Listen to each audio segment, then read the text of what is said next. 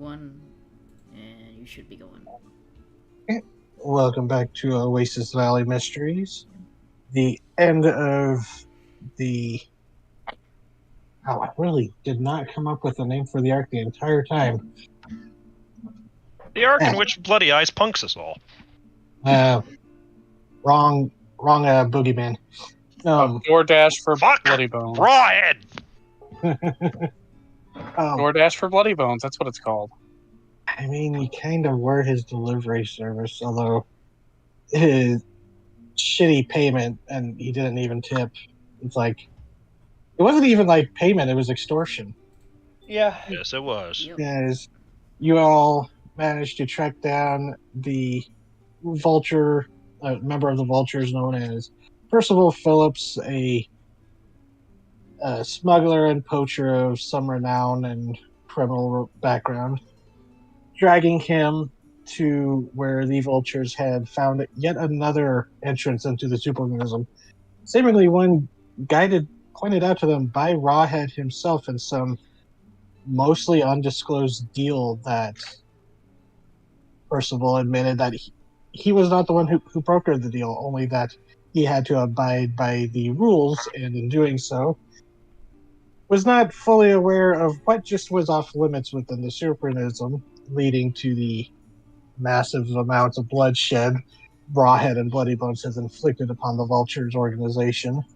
Since really you started investigating the mysteries of the Valley, as you traded, sorry, there's no really other word for it, you traded Percival for the safety of the two children, Manny and Rio.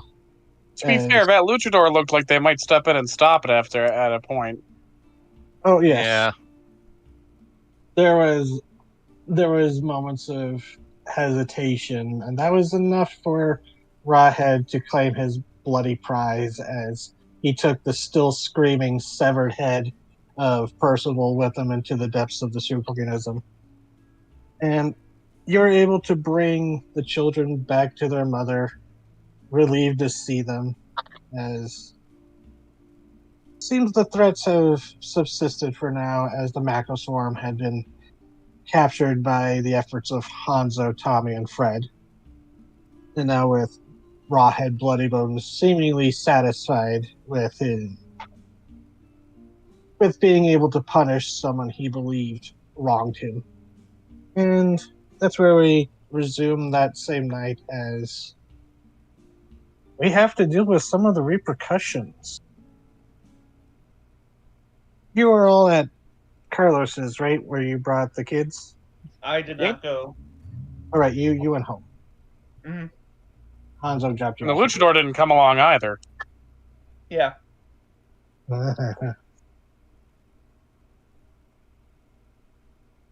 So,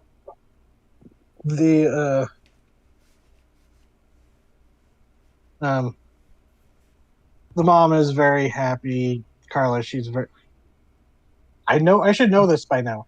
I know it's Carla, but again, I'm having to check. Yeah, it's Carla and Carlos. Right. We're Carla and Carlos, avarice wasn't and intentional. greed. Yep. So,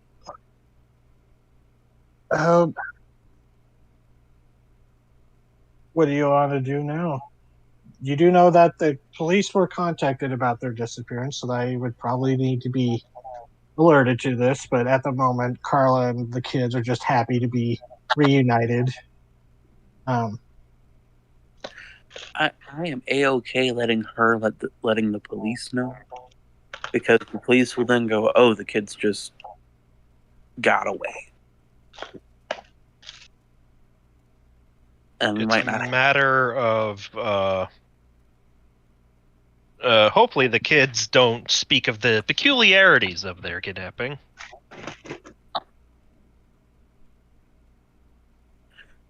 Because I don't believe any of you talked to the kids while you were driving them back.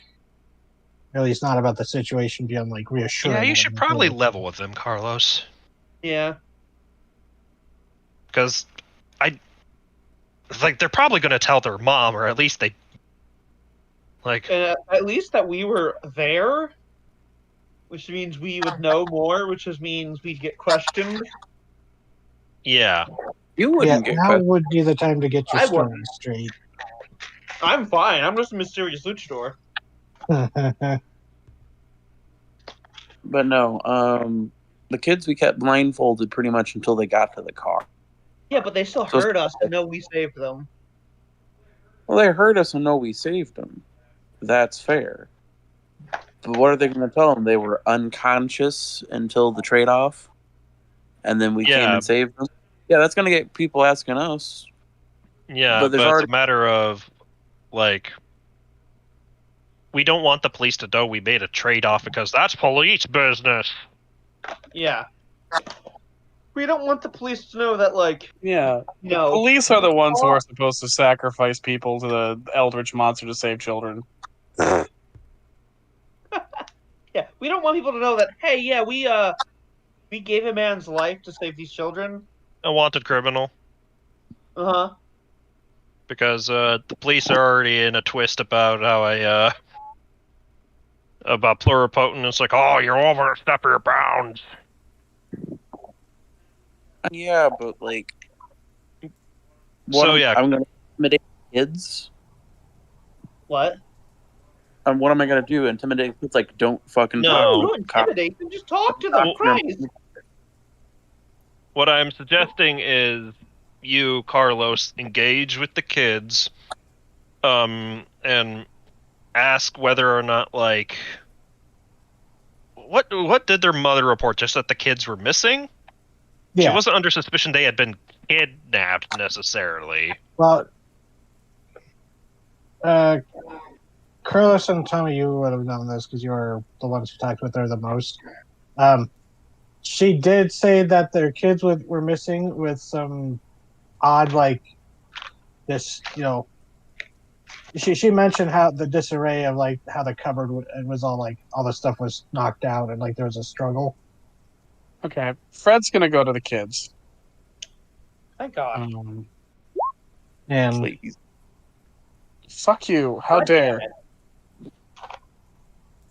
What?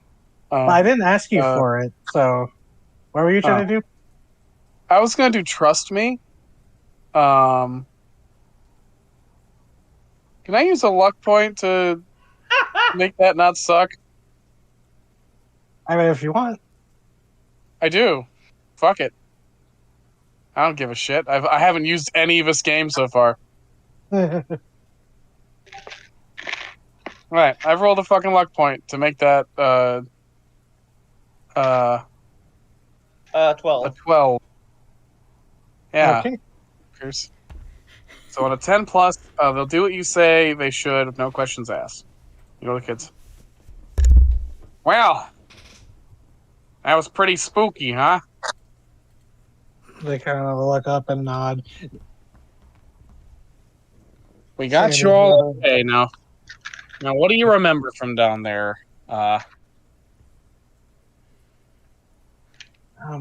And Rio, he's like, no, Rio's the girl.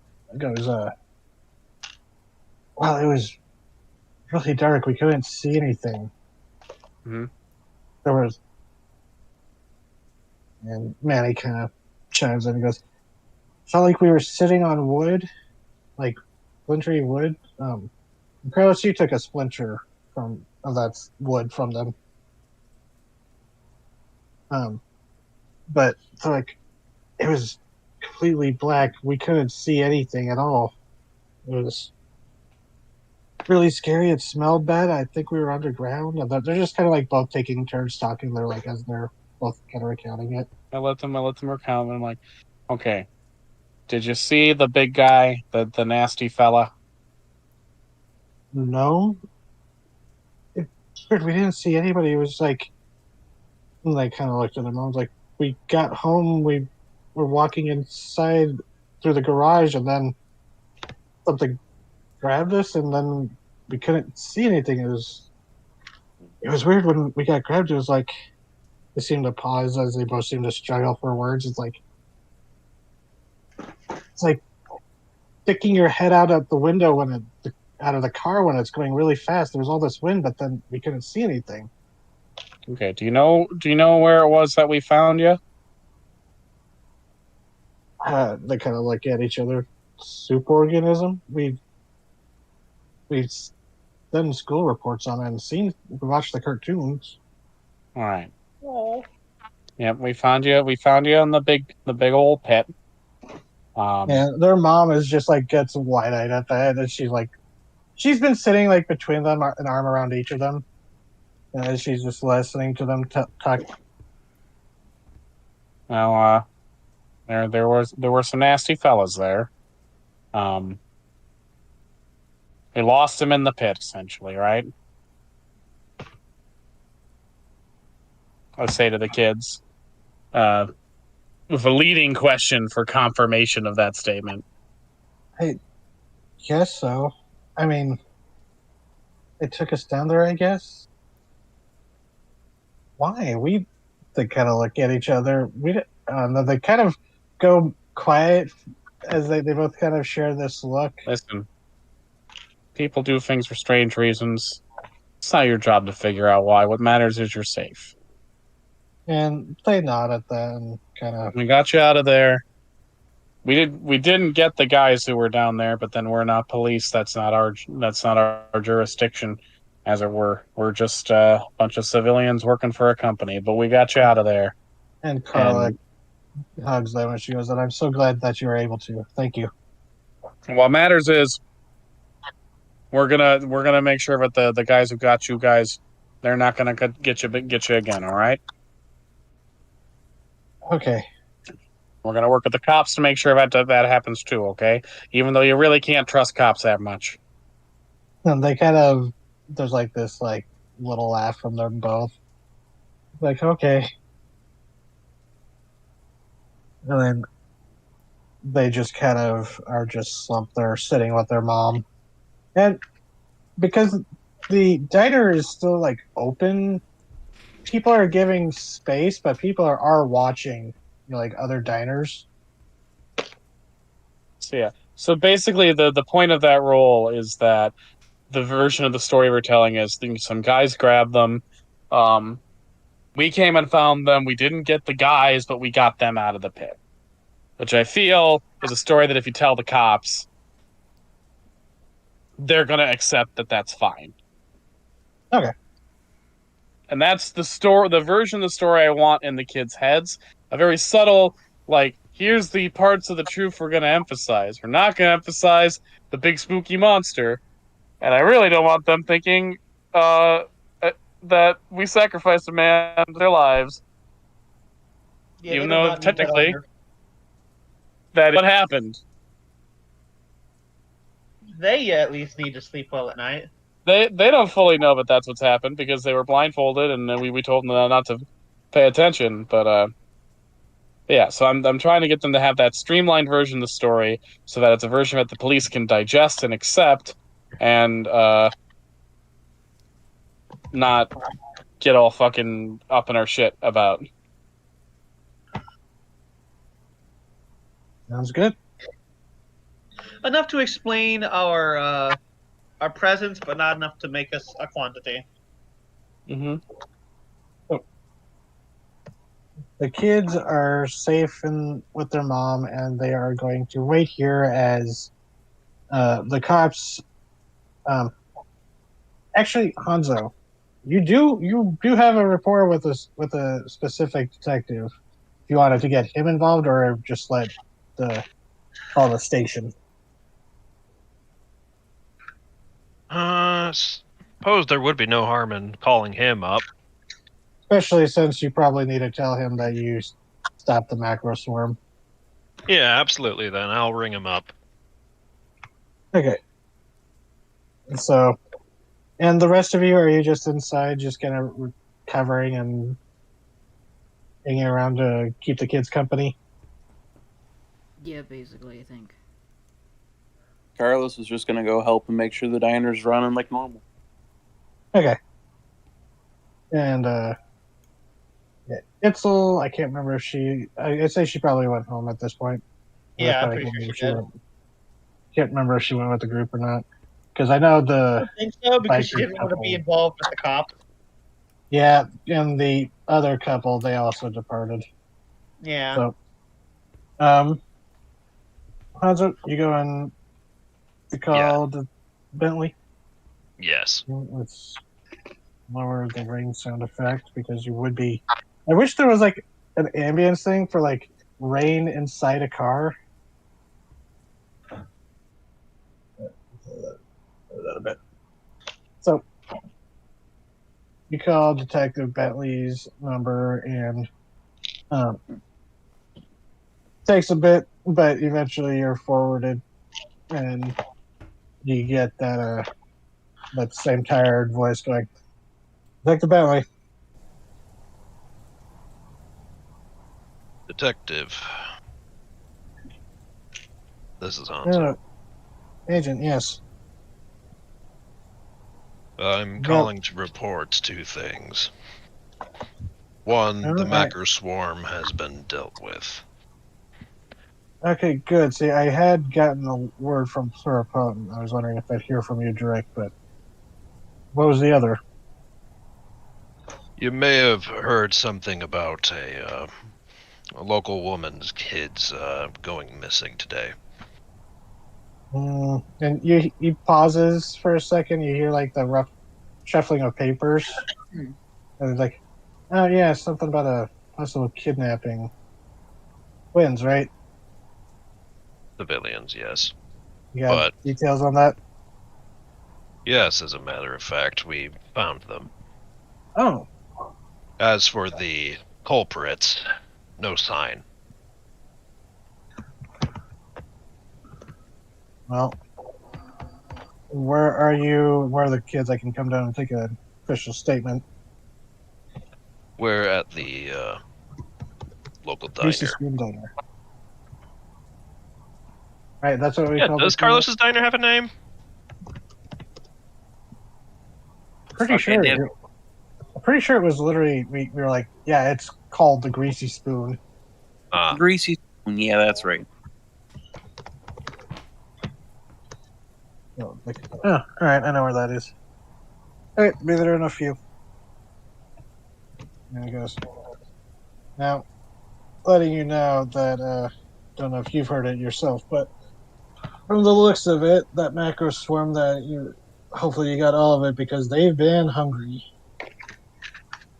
What's the damage?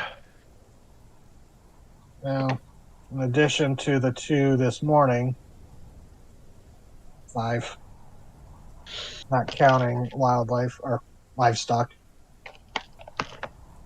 5 human casualties. Yes, it's Dr. Guerrero's busy.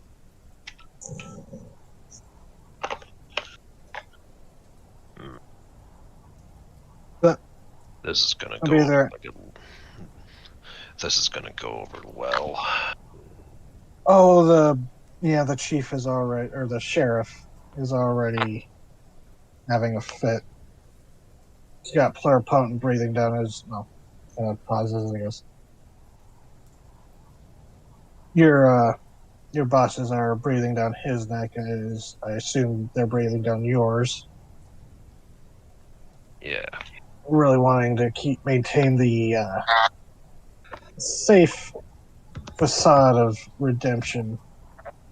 They're going to start opening up tourism again. Figures this would happen just around the time they considered reopening. Right? That's what we're all saying here, but I'll see you in a few. And he hangs up. So, Detective Bentley will be arriving shortly.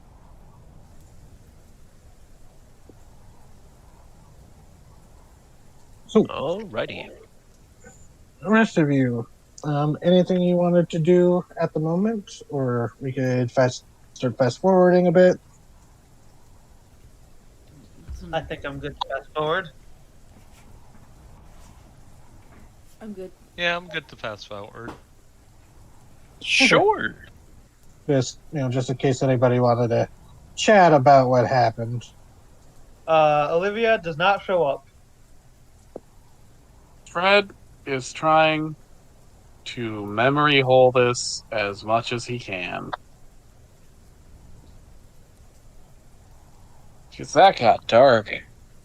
Yeah. You did.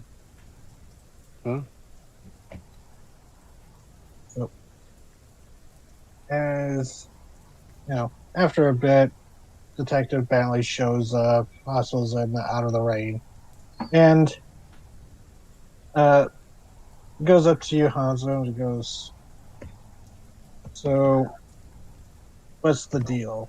How did you find them when you were also hunting down a macro swarm?" It wasn't I personally. It just happens to be these people I'm in touch with. The luchador did.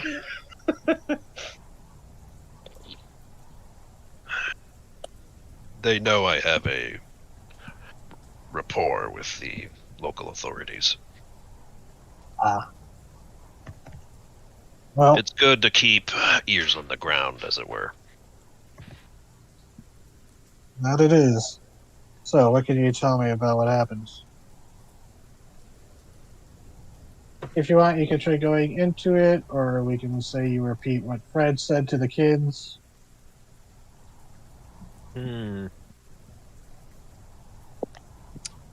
Now, if I was you, what I would say to the cops is that we were doing tracking down of a macro swarm into the caverns, and that's where we found the kids. Yeah, because you could say you discussed this while waiting for Bentley to show up. No, that's Get just me your- personally. Get your alibis lined up. Yeah. That sounds about right. Oh, this is like middle of the night, by the way. This is late. Yeah. Yes, everyone has gone home except Carlos, who is, for the first time in a long time, helping out the night waitress. Yeah, because it would be most of the customers right now would either be night owls or vampires. Maybe some of the vampires turn into owls, but who knows? Superb owls. They don't turn into owls, they turn into armadillos. Burrowing owls, Or specifically. very sad-looking hyenas. Bad looking.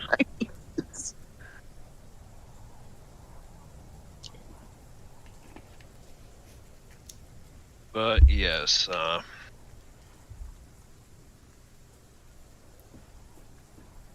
what's it?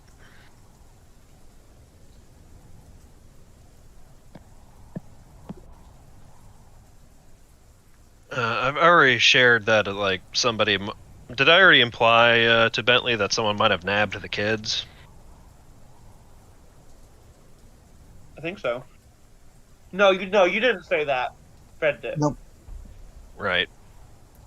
I'll use Fred's story more or less. It's just that after I wrapped up my job, Klutzman here got in contact with me.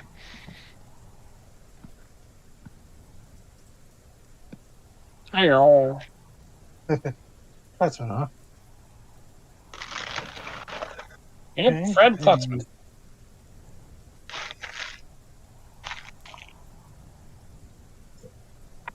He, sorry, all of a sudden my brain just whirled forward. As it does sometimes. So he goes, so where did you recover them exactly? They know they were in the super organism. So They're not there. I know. I'm angsting. I'm letting Hanzo pick that one because I know what the kids are gonna say. So, but I also know that he might get in fuckery. So You're our best speaker. Speak.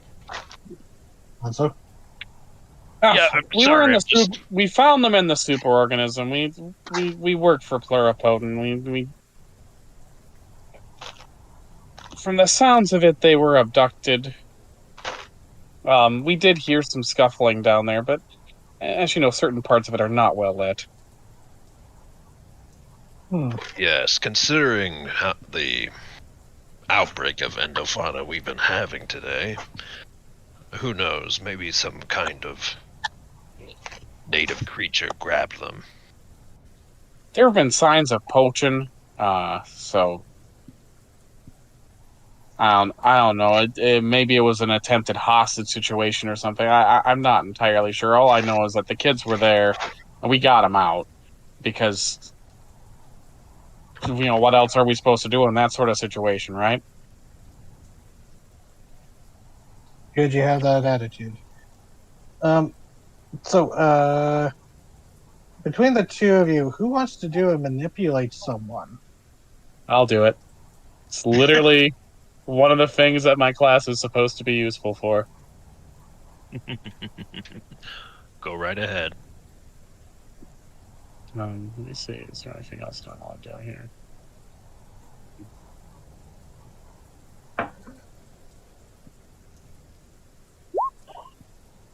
No!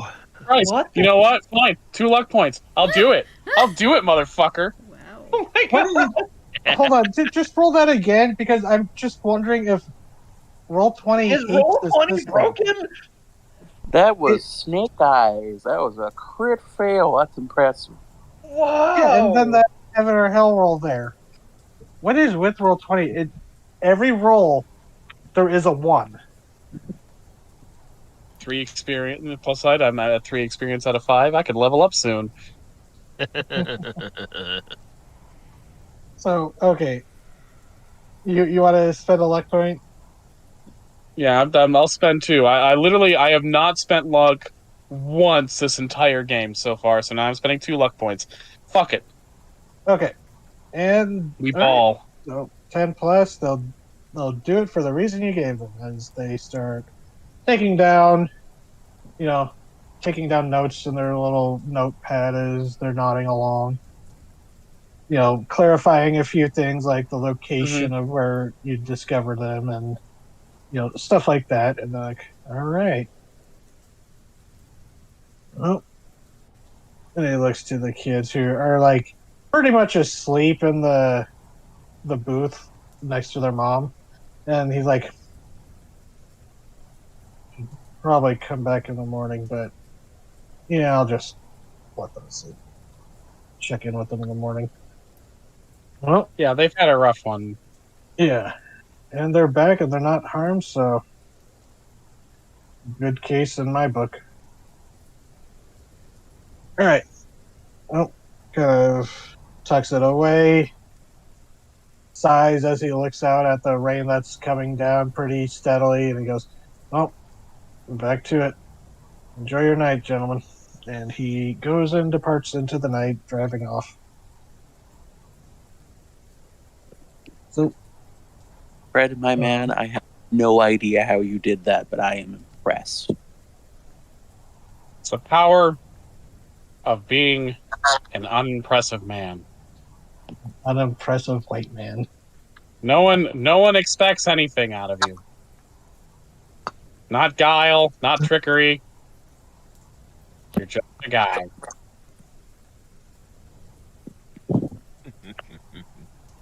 Someday I will use this power to commit heinous actions. Use it to impress your kids. Yes, that's exactly what I mean.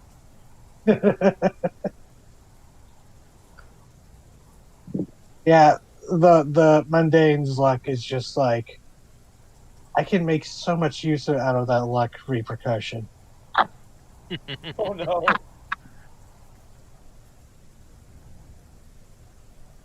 So, if there's nothing else that anybody wants to do for the night, we can resume the next day after everyone's gotten to rest. Mm-hmm. Yay, I'm Tommy? no longer to shit. It's probably safer for you to spend the night in the ride. Okay. In the little break room there. Not the first time you've slept on the couch there, but it's definitely you're pretty sure your place is, your little campsite is going to be okay, but it is just you would get soaked walking over there from where you're at. Yeah, it ain't worth it. So the rest of you, Winifred and Fred, you get to have the fun of riding your motorcycles at night through the storm. But you get back, no Road King encounters, which Good. is going to be really dangerous if it goes after any of you on motorcycles. Oh God.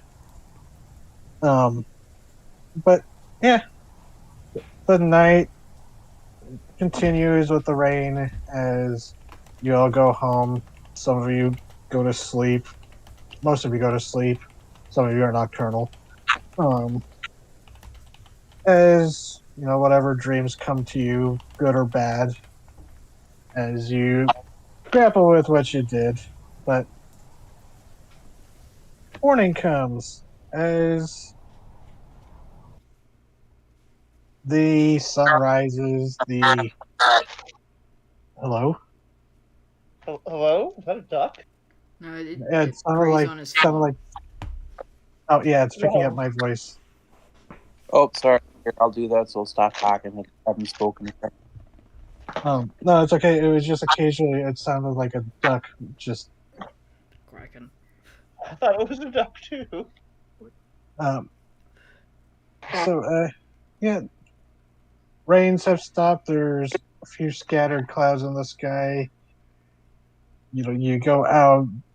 Whoever goes out sees it. It's just like occasionally there's like bursts of like wildflowers are starting to bloom from the recent rains, and it's just a very bright, colorful, cheerful, sunny morning.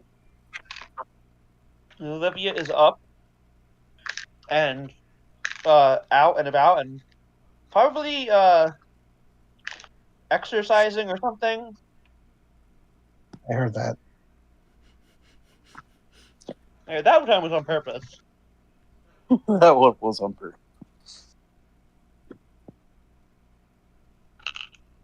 Yeah, she's trying to work out the nightmare away. Okay. Probably going a little harder than she should, considering there was a bunch of Yeah, your leg is still pretty sore from one leg got chewed on by ants, the other one a jackal lizard. yeah. Oh, yeah, that's what you used your luck on, Callie. Oh yeah. It would Okay. save me. She's currently in the phase of, the pain is keeping my mind off of all the things stuck in my mind at the moment. Yeah, the chupacabra mask sitting up on your chair like the Green Goblin mask staring at you. Yeah.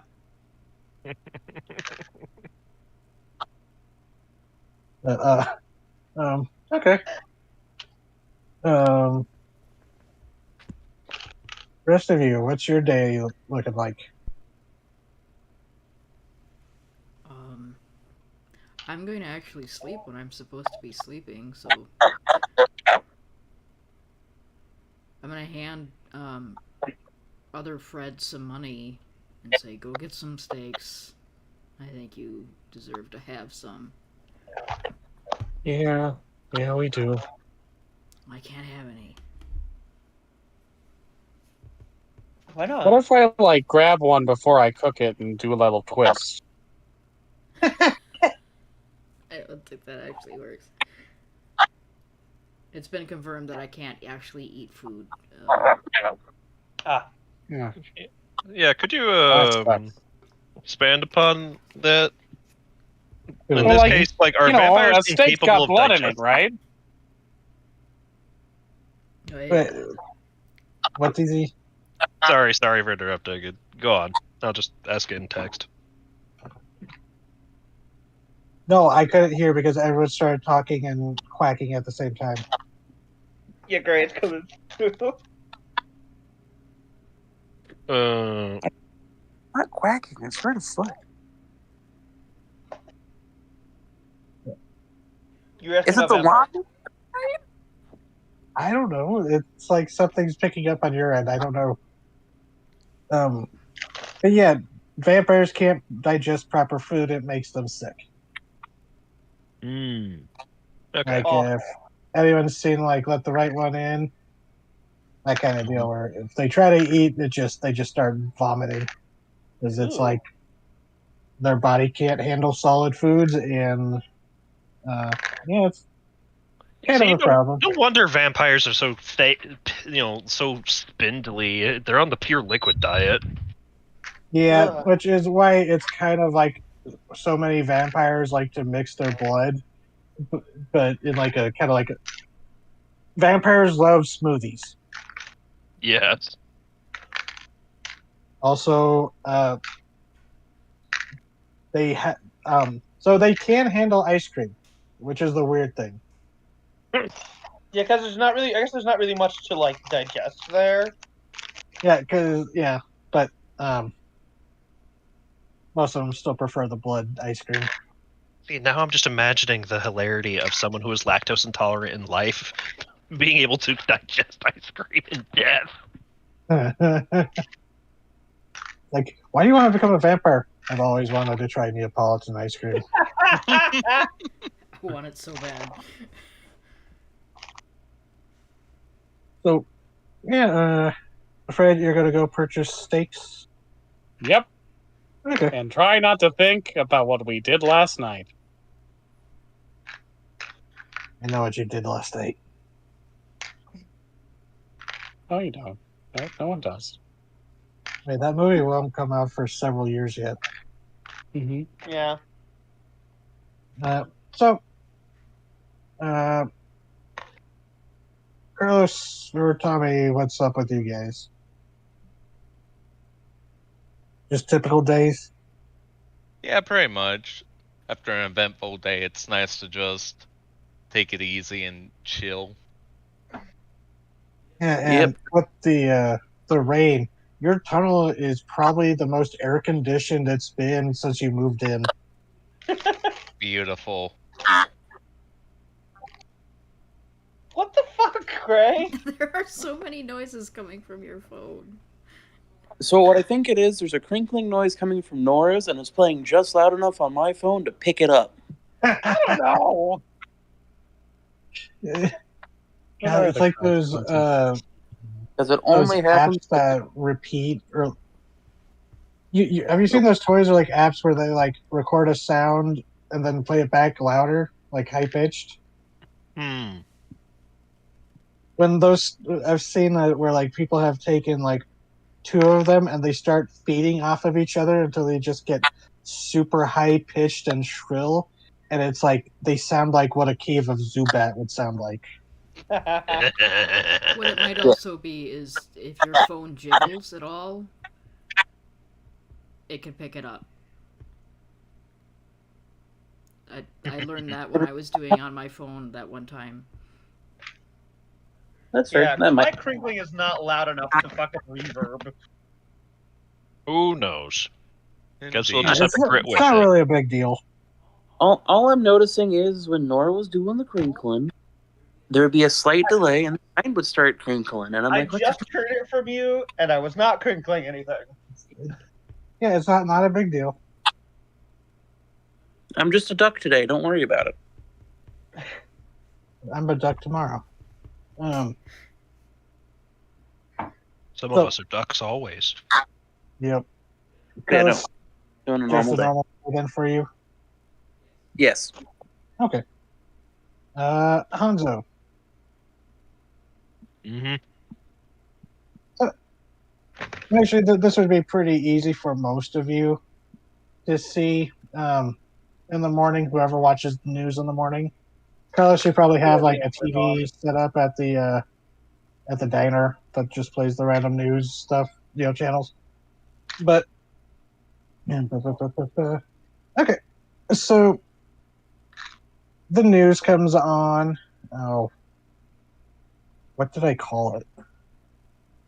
Like channel. Channel 15 News.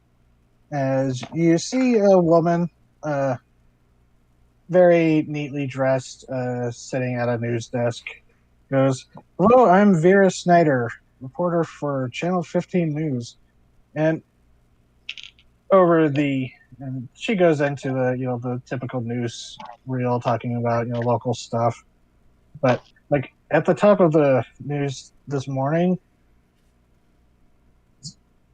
word is still uncertain, or right, but I really should have pre-written this. Reports have come in throughout the night of a rash of deaths among both residents and local livestock and wildlife. Seems that what referred to as an endofauna, a macro swarm, seemed to escape containment and rampaged across the Redemption the last day or so. Victims have totaled the number of 5, Probably an all-time high. as 3 people have, or 5 humans have been affected, have been slain, along with 4 cattle, 5 goats, roughly a dozen chickens, and they don't say this, but also among their Fred steaks among the casualties. And, And goes, and among and among the casualties was this poor resident Stakes. Fred's Leans just, the mic over to why? Fred. Cut to Fred. Why? But no. I can do a pretty good reporter voice. Yeah, I did not prepare for this. They continue on going. No word yet from police or pluripotent, but beyond the typical boilerplate, situation has been contained and there is no need for worry. A worrying sign considering the recent morbidities. Geez, I really should have pre-read this. I'm sorry. The recent casualties over the last month or so. All ahead of Pluripotent's attempt to reopen up the superorganism for commercial access. And we will continue to cover the story as more develops. And the news continues on.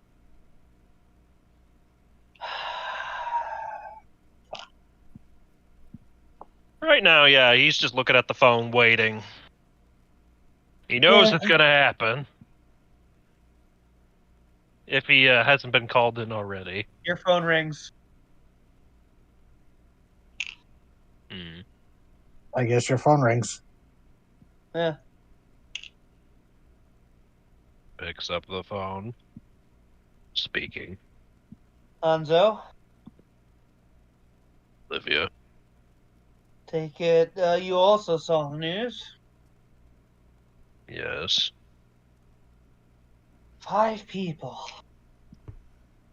Yes.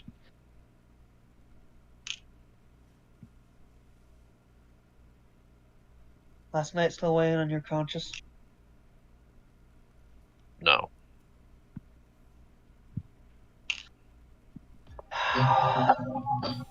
Wish I could say the same. Whoa. Things Sorry got about that. absolutely funky for a second. I misclicked. I was trying to. Sorry. I should not try to reorganize my library when in the middle of a session. When you say no, there's pause. Wish I could say the same.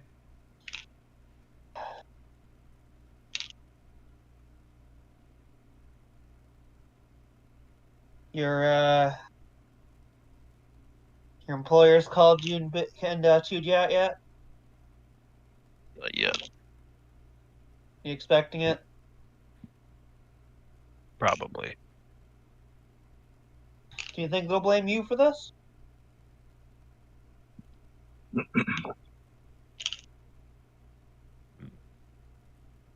I don't think I'll be mean- blamed necessarily, but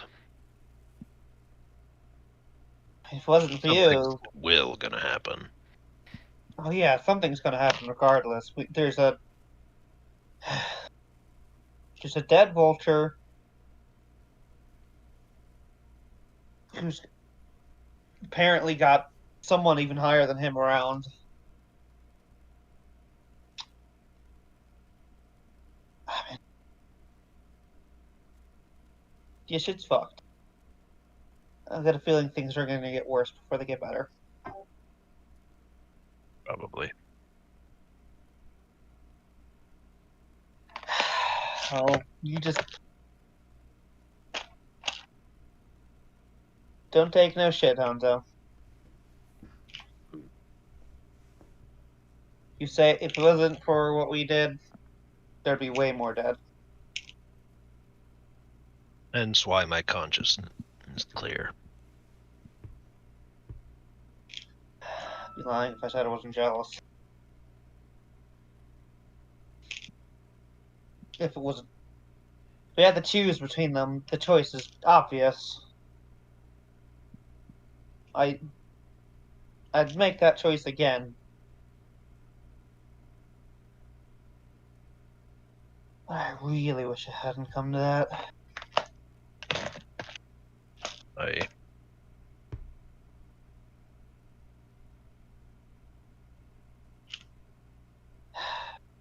I'll let you go. alright. Click. You have a great idea, Olivia. Call Hanzo to make yourself feel better. That's a great idea.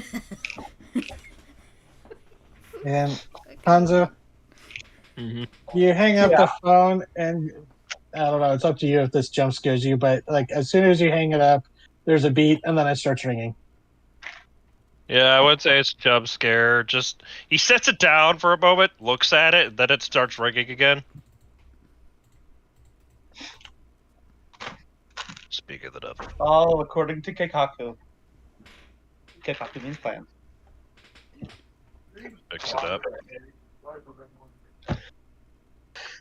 This is Hanzo. Hello, can I interest you in our paid plan? And it's an advertisement.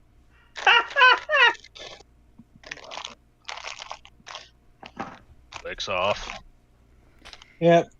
About 5 minutes later, you get a phone call.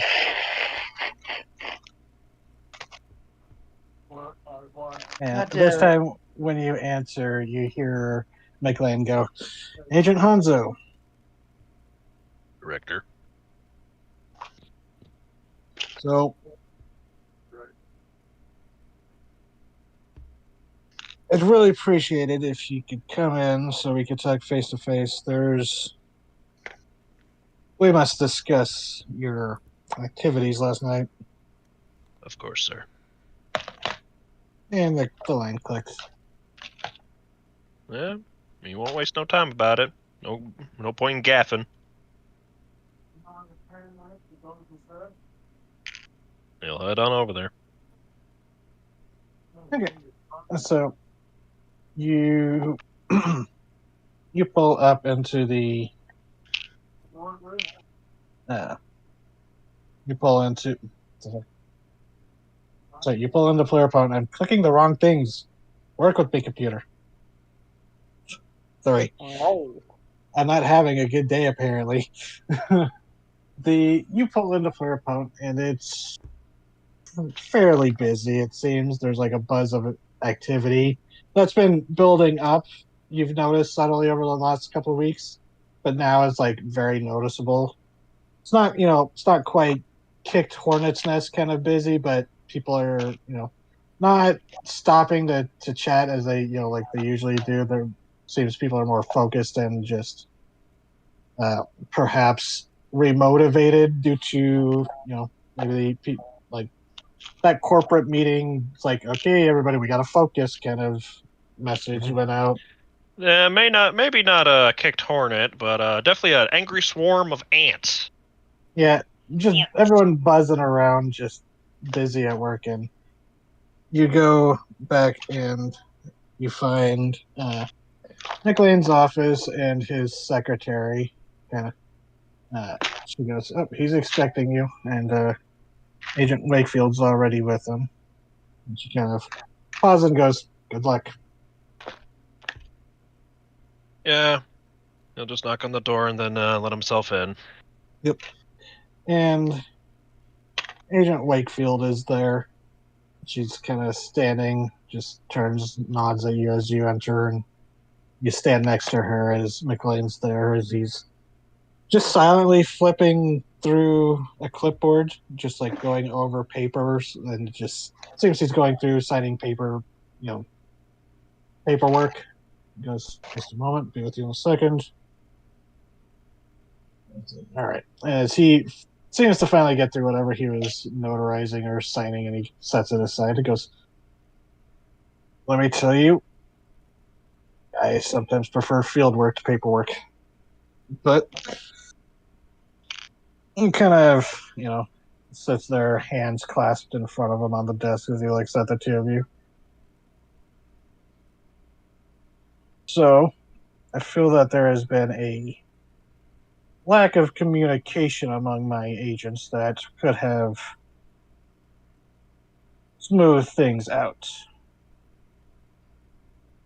And Hanzo, can you go over the events of last night that led you to discover a new superorganism entrance and why it seemed to fail your attention to report it as soon as you found it?"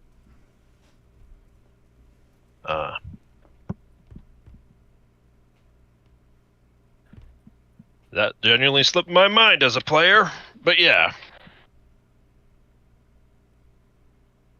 Yeah, sorry, I probably maybe should have brought that up. No, As a reminder, it's better this way. Apologies, sir. That was a slip up on my part.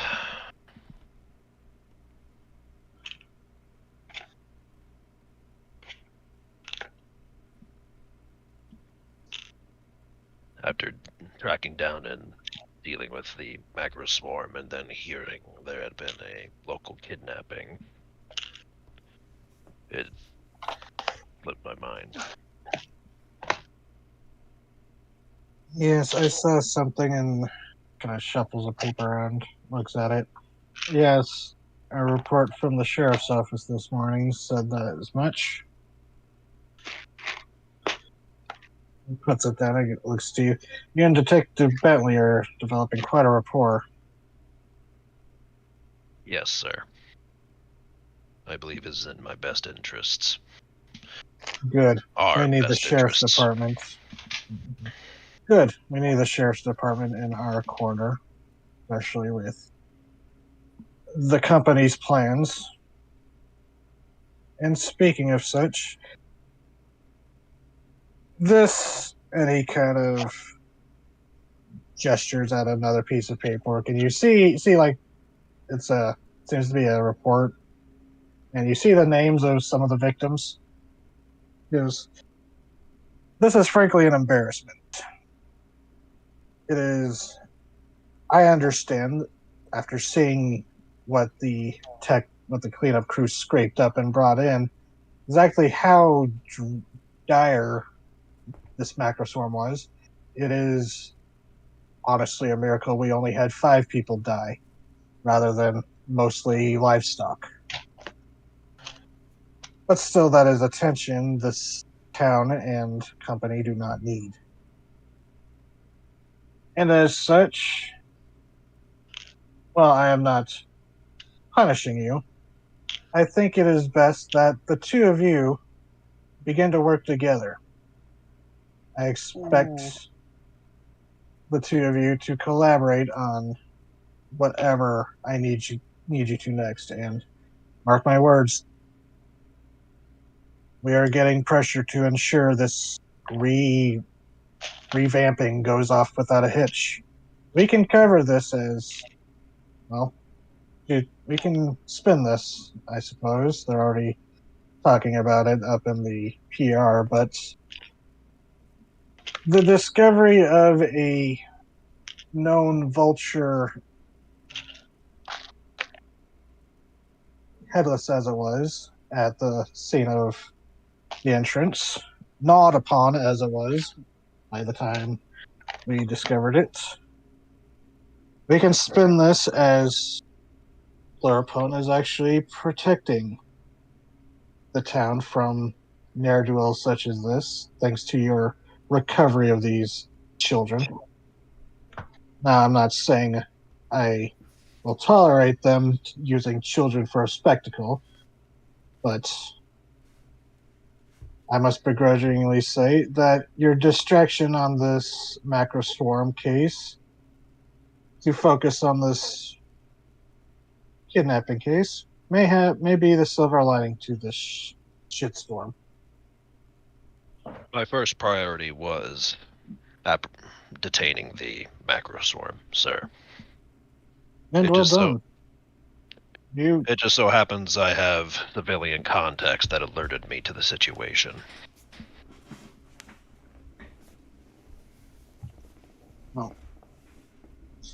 as far as I'm concerned, it is a somewhat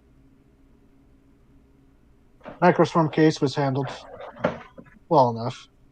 There was perhaps could have been better if the two of you communicated and worked together, which we'll see if that has any merit in the coming days. It's just this time he lets his stoic mask kind of slip a bit as there's a slight sigh. He goes, "Be aware that every level of this company is feeling the pressure of this reopening. It is our job to ensure that whatever wrenches get thrown into gears are quickly removed." Yes, sir. And Wakefield says yes, sir, along with you. And yes, very well. Rest up. Prepare yourselves for whatever comes next. Dismissed. And you and Agent Wakefield step out as she kind of does her own sigh and goes. And she kind of like walks alongside you. Do you depart from the player potent? Like you start heading back to your car? Not immediately. He's gonna chat with Wakefield. Yeah, and she'll kind of like nod as she's like, let's talk as we walk. And she starts heading, says, honestly, I think we did fine enough on our own, but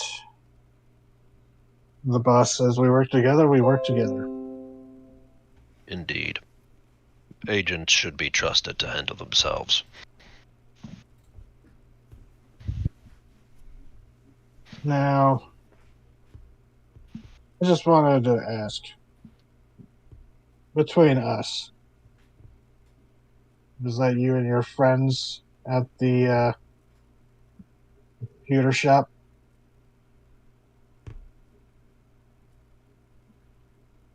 I wasn't present. I wouldn't know. Sort of a, plausible deniability. He's not outright denying it, but... Yeah, and she just gives like a nod. She goes, all right. Very lucky for all of us that it was the vultures who got the main brunt of their deeds. Yes. This wouldn't have happened if, at least on the company's part, this wouldn't have happened unless it was the vultures, but I'm sure blame will still be leveled at Pluripotent for our not catching them sooner or realizing that an operation was taking place in our backyard. I told them that there must be. As soon as I saw that there was a chupacabra up there by the dam, like that's first sign that there must be another entrance. And then Scorpulidite and Macroswarm, it's just obvious. And I was tracking down my leads on the my own leads on the vultures, and that's how I found the Computer shop. computer shop and some very interesting security footage. And by this point, you've gotten out to your cars, like the parking lot. As she reaches into her car, basically like a mirror. It's the same model and color as your car. It's a company car. But she reaches in and hands you a small cassette tape. Peace offering. Tell your friends to be more subtle next time. The luchador mask is not subtle. Wouldn't have been my choice either. They don't know who I am. She kind of, like chuckles and goes, "Well, enjoy your day off, Agent Hanzo. I'm sure we'll be working together soon." She gets into her. Before she goes, Mhm. Hanzo will be. He holds up and he kind of shakes the cassette a little bit. I appreciate the show of trust, but a peace offering is unnecessary. I hold nothing against you for my treatment at the last operation. Good to know. And consider it a gift. Thank you. You'll let her go. So, part of the red tape for next arc is you have a partner you have to deal with. Mm-hmm. Unlike Columbo, you will slowly cast him off. Sure.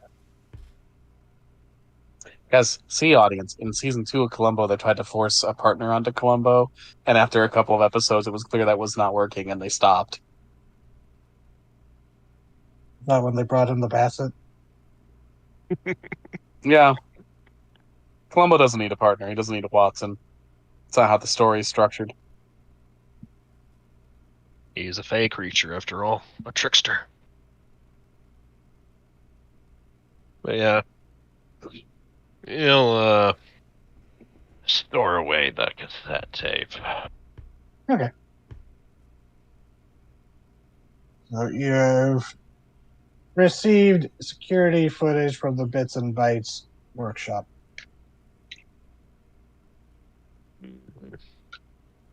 Oh. The rest of the day is all yours. Really, there wasn't much planned beyond just kind of, that stuff and seeing what the rest of you want to do with your day after the monstrosity. Mm-hmm. Hmm. Yeah, I will say, Olivia, your first match is a few days from now, so we won't get to it this session. Okay. That will be next arc. Okay.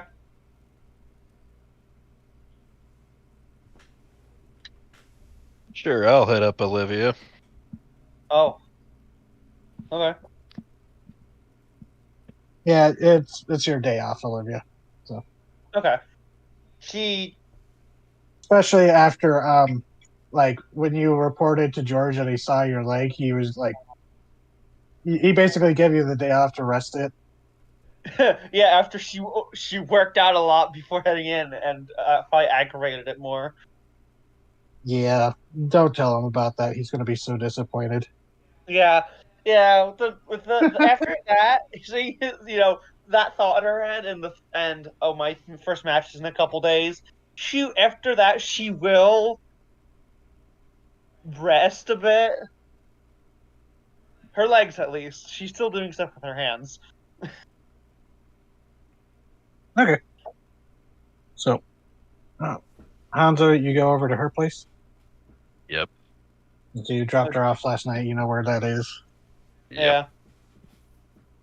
Do you knock? Ring a doorbell? He knocks. 1 second. Hear a thump, thump, thump. Door swings open. Who is it? Oh. Hanzo? Olivia. May I come in? Sure. Place isn't exactly pristine, but come on in. She'll limp back in. What's your apartment like? Oh boy, it has, well, for one, it has a poster of Ellen Ripley. We established that was an awakening for young Oh, and Olivia. she actually has her own little house. It's not the biggest, but it is like a little 2-bedroom Yeah, house. it's a little house. All right. She makes, yeah, it's a little. What's house. your abode like? The her bedroom is smallish. Has a small TV in it. Her main room, like the living room equivalent, has a pretty big window looking out back, which is where she saw the chupacabra.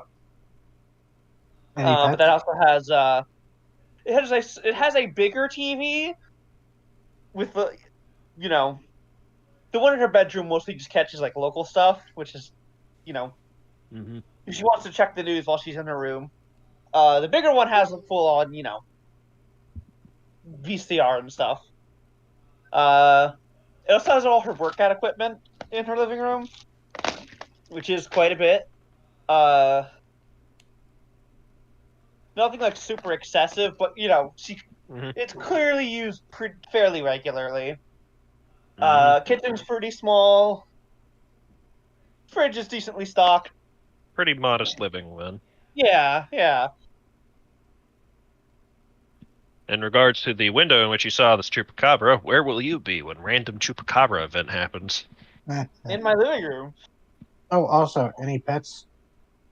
Oh fuck, that's a good question. Maybe you I keep something in a come tank. in, you'll see like a food bowl that's out for oh god, carnivore.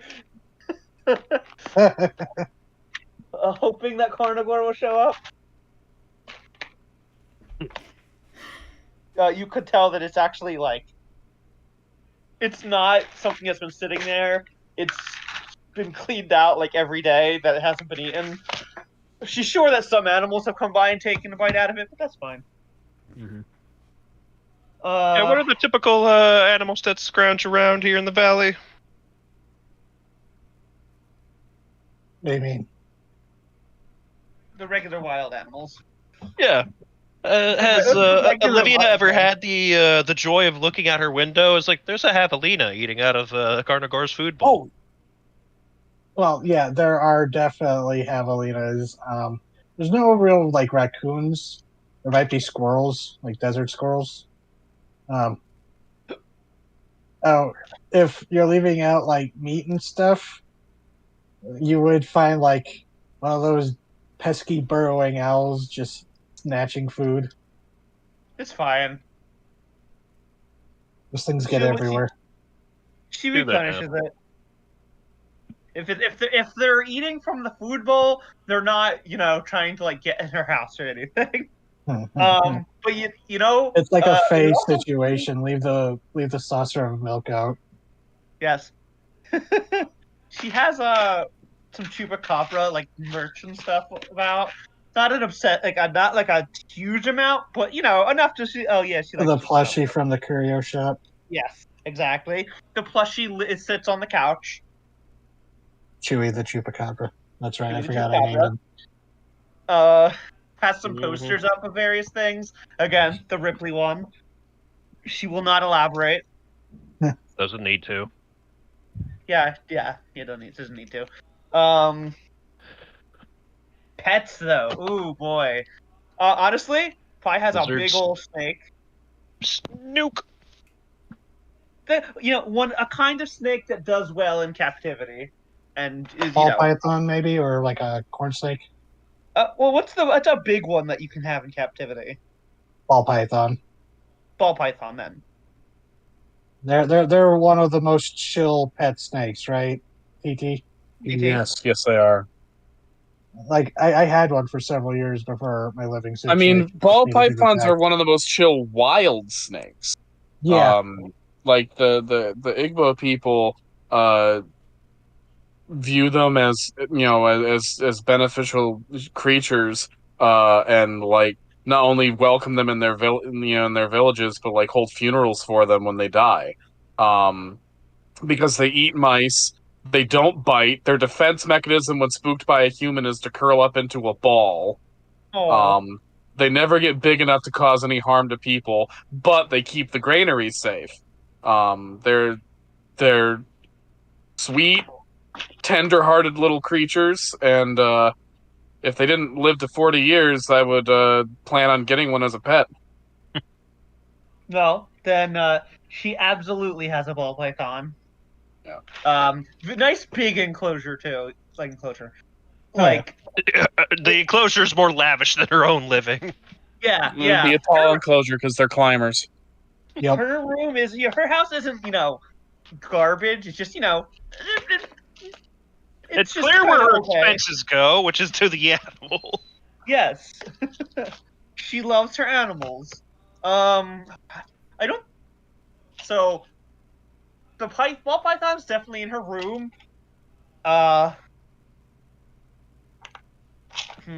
What other? Would you have any others? Because she works with animals, so that is a little bit of like, oh yeah, I have pets at work too. hmm. Yeah, he doesn't spend too much time looking around. He's not very curious in that regard. But for the benefit of the audience and for characterization purposes, I asked. Yes, I'm glad you asked. That's a good thing to think about for Olivia. Yeah, he's pretty stone-faced, but I he think- reaches into his jacket. I was gonna say, I think she just has I think she just has a big old ball python. Okay. Yeah. Because again, she loves animals, but she works with them, so that takes up a good chunk of her time that she would normally spend on Oh, no. animals. The good thing about ball pythons is that they're not that big. They can get to 8 feet long, but in terms of overall mass, they're about the size of a large cat. Yeah, hers is. I'd say hers is middle-aged-ish, a little younger than middle-aged-ish. He's a little older. She's had him for a while. Just so you know, if Olivia ever bites it or retires, someone's got else that has to inherit the snake. Oh, absolutely. You reach into your pocket. Yeah, reaches into his coat, pulls out the cassette. Raises an eyebrow. Are you giving me pop music? Yeah. No, that's mine. That's on a different cassette. What's this? This is your debut as what'd you call it? La Dama Chupacabra. Wow, here's your debut. Security footage from the shop. Oh, shit. Alright. Tried avoiding the camera, but when push came to shove, I'd rather a Chupacabra be seen running around doing stuff. And getting her guy. See her grit her teeth. You should count yourself lucky. I wasn't the one who found this footage. I mean, what are they going to do? Arrest a Chupacabra? Arrest a Chupacabra. Yes. What are they going to do? If they're trying to put handcuffs on that thing. Yes, Yeah, they they got- could. Eh. Especially if you're going to keep using this persona of yours. They do have your name on the registry at the luchador place.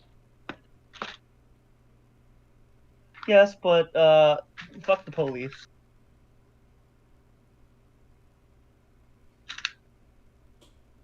Right. That she doesn't say that. That was me saying that to Gray. Mm-hmm. Well, yeah, but warrants are warrants. Yeah. And what do you say to Hanzo then?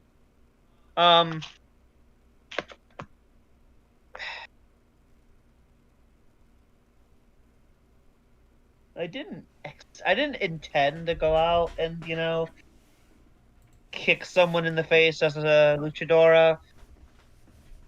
Just kind of happened. No. Magic, I assume.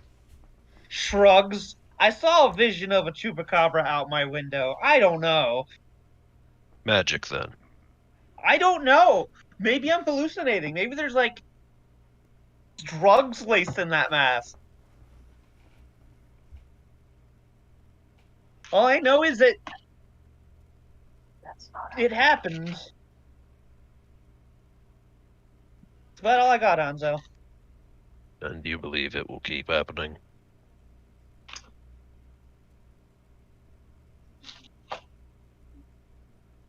I don't have an answer for you. 'Cause honestly, right this second, I don't really give a fuck. Thank you for this. Thank whoever found it. Don't tell them who I am, obviously, but you're a luchadora sends their regards or whatever. God, that's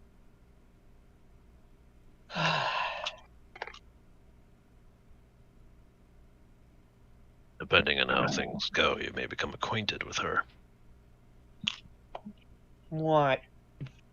He narrows eyes. What? God damn. I'll need to cooperate with Agent Wakefield from now on. For the foreseeable future, it's not a permanent thing. You didn't get that vibe. Yeah. I see. What kind of person are you looking at here? Are There's they no one to give me the footage? Okay, yeah, but that doesn't answer my question. Are they like you? Or are they a company stooge? What do we got? I haven't interacted personally with Wakefield all that much. Great. That she gave me this at all instead of taking it to our superior. Yeah, I Says guess that she that does- puts trust in me. That does speak well of her. I'll give you that.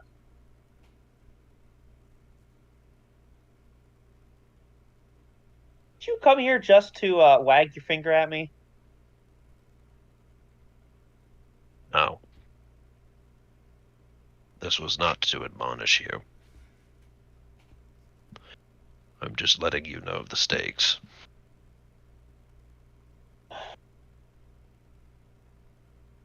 Fair enough. You can keep that.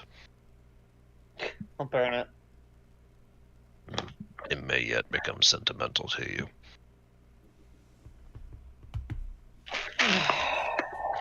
My first match is in a couple days.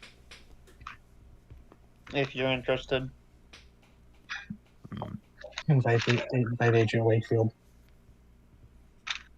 What? Invite Agent Wakefield. You know what? Yeah, there's a pause. Yeah, invite your new partner. Let her see I'll what I can do. extend the offer. Let her see what I can do. Maybe it'll not scare her. I'm not trying to scare her, but maybe it'll show that having somebody who could suplex a man for a monster twice her size be useful.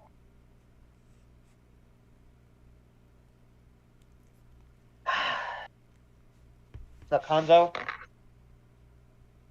See, there's a comment that Hanzo would not make, but I would. What? Oh, so of course you want to show off in front of another woman, don't you? I'm a lesbian. Yes. But also, no. I have got a date coming that I'm trying hard not to think about and freak out about. You trafficked human together. You'll be fine. God damn it. Yeah, I mean, Sorry, you know, I probably the shouldn't put it that way.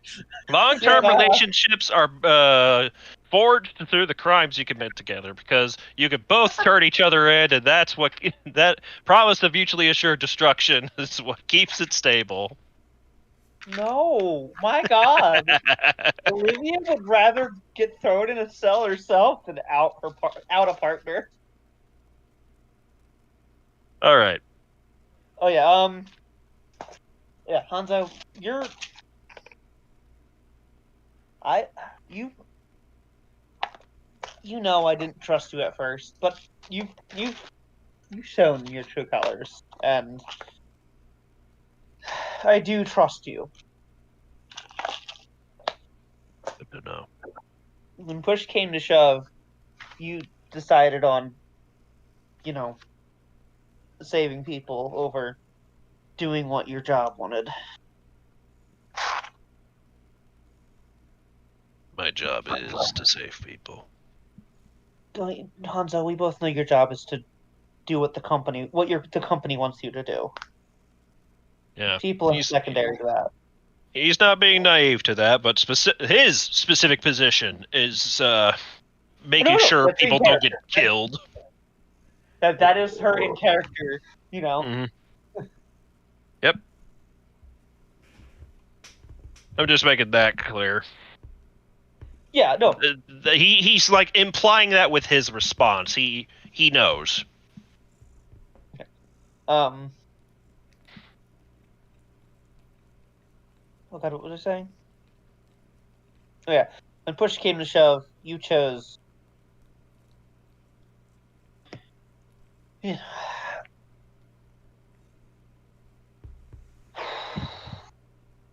Yeah, I respect that, Hanzo, and I'm glad that's who you are. Makes me feel better working with you at all, and potentially anyone else you work with. But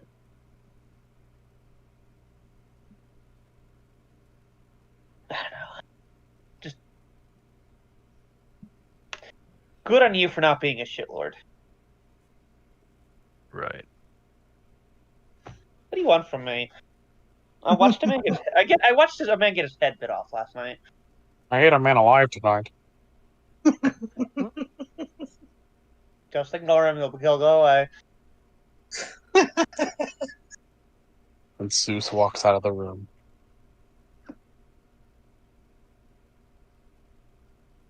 There is nothing I want from you.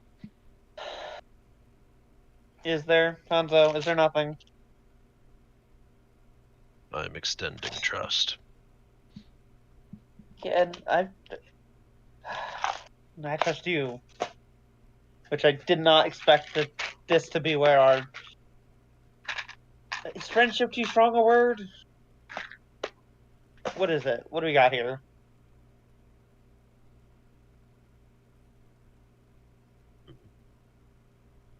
Your car jam buddies.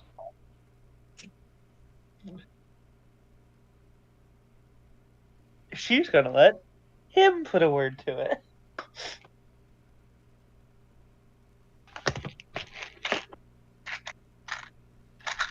Right now, you're a civilian contact. Civilian contact. She shoots him like a thumbs up. Good to know where we stand.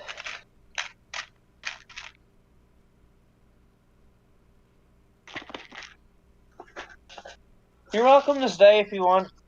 If you want to get something to eat, I'm just gonna make some food. I got the day off today to rest my my leg.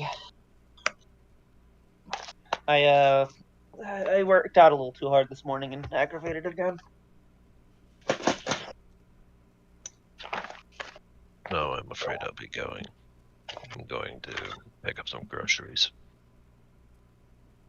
All right. Here.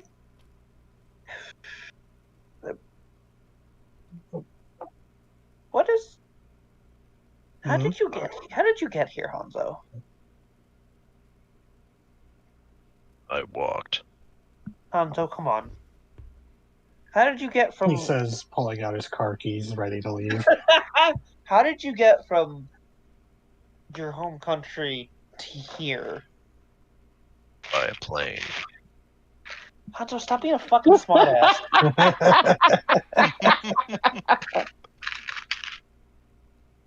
Either answer or fucking don't. I came here to make a new life for myself, Olivia. All right. That's all I was asking. I understand wanting a new life. More than you know. Pause. Looks at immediately. The camera cuts to the Ellen Ripley poster. hey. The only one who knows she's trans is Winifred. It's not about who. It doesn't matter which characters know about it. It's what the audience knows. Oh yeah, the audience knows. But they do. But there's like a pause. Does Pluripotent have like a file on me? Not that I'm aware of. That gives me a little confidence, I guess. Yeah, if they do, don't read it. Right. Look, I'm like I said, like you said, extending trust goes both ways. You don't need to know what my life was before now. And I'd prefer if that stayed in the past. Understood. You don't want to talk about your past? Fine by me. But it goes both ways. Understood.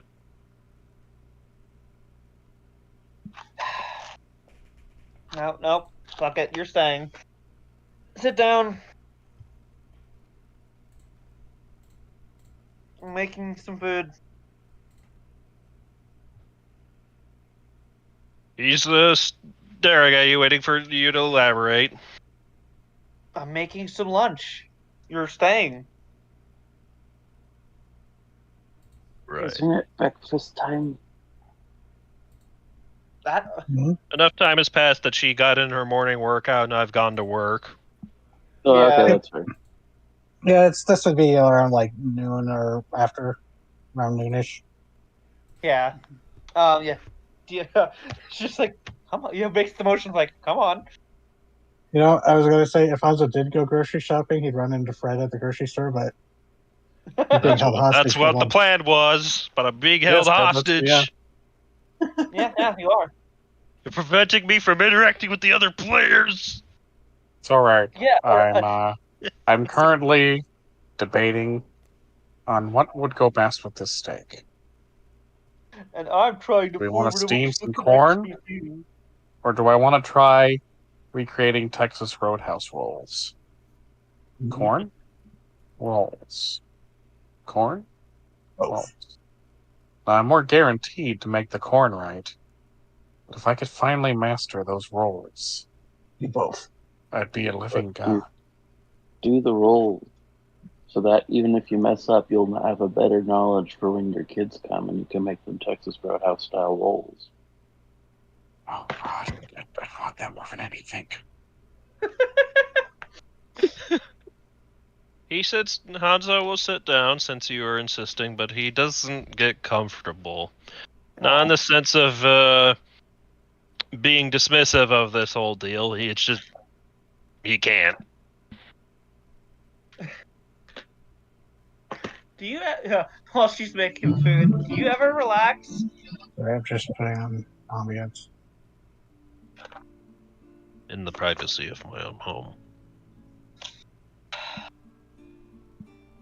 Well, if you really want to go ahead. He doesn't get up.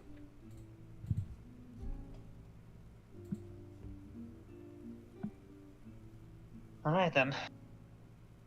And she will make some lunch for the two of them to share. All right. She's okay at cooking. Nothing amazing. She's not quite like person in college levels. She's a bit better than that. But she's not like amazing. Mm-hmm. She probably honed these skills from being in college.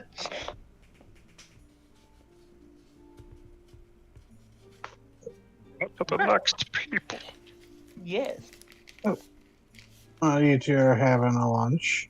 What's the rest of you up to? Well, Winifred's sleeping, yeah. Yeah. She's Camera finally cuts to sleeping where Winifred. she can. Camera cuts to Winifred. She's just curled up in bed. Mm-hmm. She doesn't sleep in Unmoving. bed. You're weird. She has a coffin like normal people.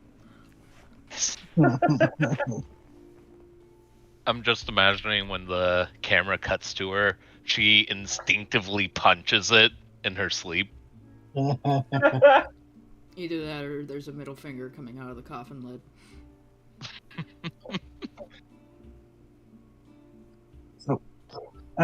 Tommy or Carlos, anything you wanted to do?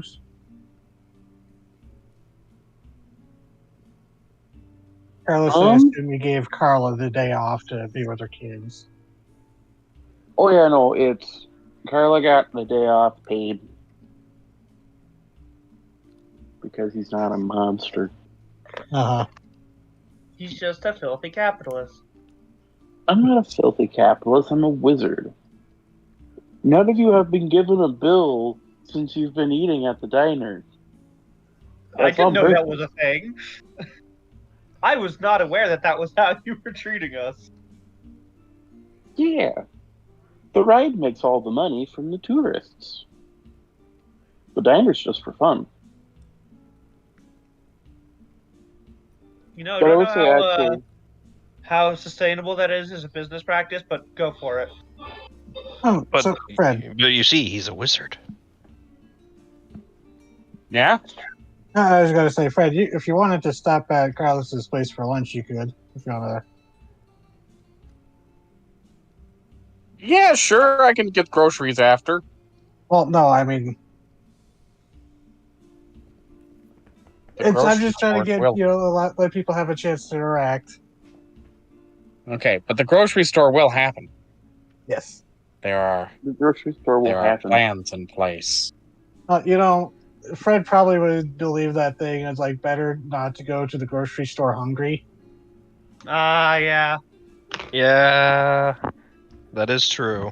Don't I know it? Yeah. You might start getting delusions of being able to recreate the roles from Texas Roadhouse. Dark So, designs Carlos, you that would look up drive a man to madness. as Fred's muttering about Roadhouse rolls as he sits down. I haven't had Texas Roadhouse rolls in so long.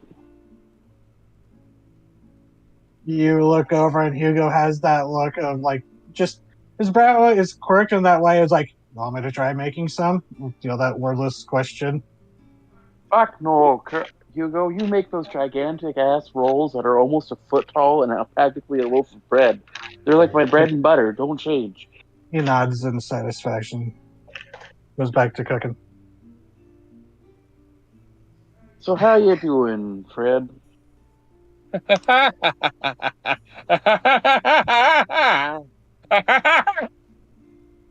Yeah, I'm doing fine. Do you want to talk about it? No, I Or think do you this want me one to needs drop to go in the repression hole, you know? No, that's fair. Everybody's first Just has bury to go it in the down deep reception in room. there, and it'll come out while I'm watching some John Landis movie, I guess. That's seems to be the trigger.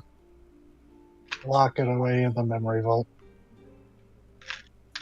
Okay. An You insight got any outside fun Fred's head would be very interesting. Do you need to talk about it?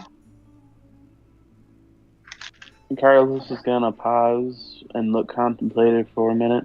No, honestly, I don't think this one's one I need to talk about. Yeah. But and he's gonna lean in with a little bit of like this "I'm playing around" kind of look. Not first one.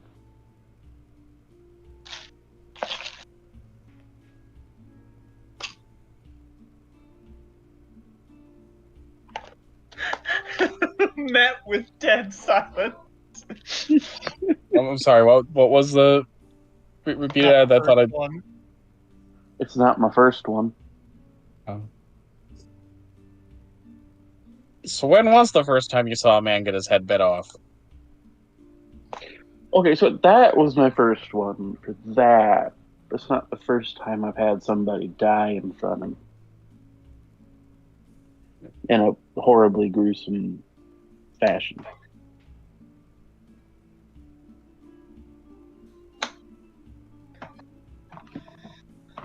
Yeah. The first time probably would have been back,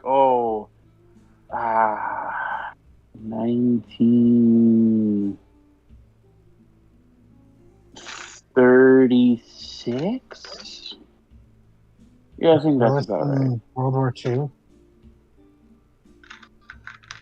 No, that's 30. It's before World War II. The wizard casually establishes. Oh God. Was Carlos in World War II? Yeah, he's like Wolverine. Oh no. There are secrets about how Carlos has, I think, I have stated like once or twice that Carlos is like 80 something Yeah. He's in 1993. And then Olivia's just like, "Oh, you're fucking with me. Moving on." No, yeah, you're like, "Oh, you're fucking with me." No, that's the character. there's in character doubt. Yeah. Tell you what. What do you want to eat, Fred? What are you thinking for lunch? I think I need a big fucking hamburger and some fries. You know what? I can do that for you. I need to eat my feelings in the form of ground up cow parts Perfect. Here. and potatoes. Here you go. You go. Do you have Jesus that new Christ, one that was time? quick. I just ordered. I said Hugo, Wizard. not here you go. Oh, Hugo, is that new recipe ready? Well, if he yet for said, the "Here you burger? go," you could have just handed him a drink. Oh, yeah, that would have been. You're just like, here you go, nice tall glass of milk.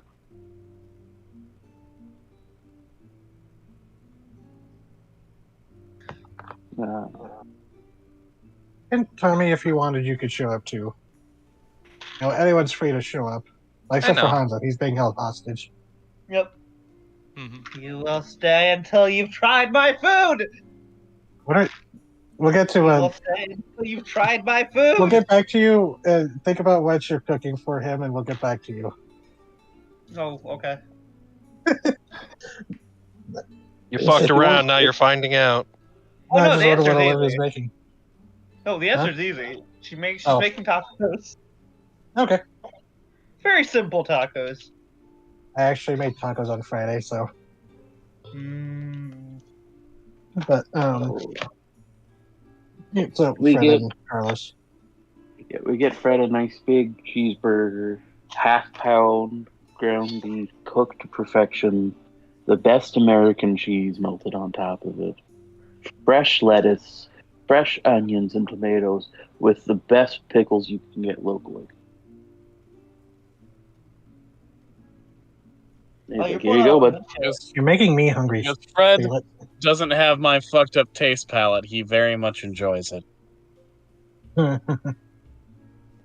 How would Willen change it? Will would want a hamburger with nothing on it but ketchup because Will has problems as a human being. I mean, Well, that's fine. Yeah, it's Yeah. fine. It's not that You weird. eat what you want. Yeah. I'm a super taster. It's made anything culinary a nightmare in social situations. But Fred is a normal American, so he's gonna enjoy a fucking normal hamburger and not be a freak about it. It's not that weird, TT. It is. It sucks. No, it is. I'm gonna grab you by the shoulders and shake you. I've been in so many social situations. It's fucking weird.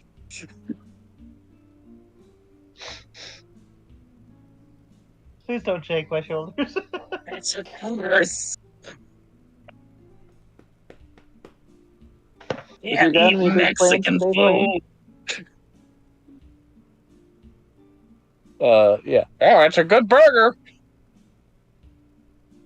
Good. Got any plans for the day? I'm gonna go. Winifred gave me money to buy steaks. I'll do that. Nice. And I think I'm gonna sit up for a few hours and just sort of think about things. Maybe stare at the wall for a bit. You excited to see your kids at all? I am excited to see my kids, but they're not here yet.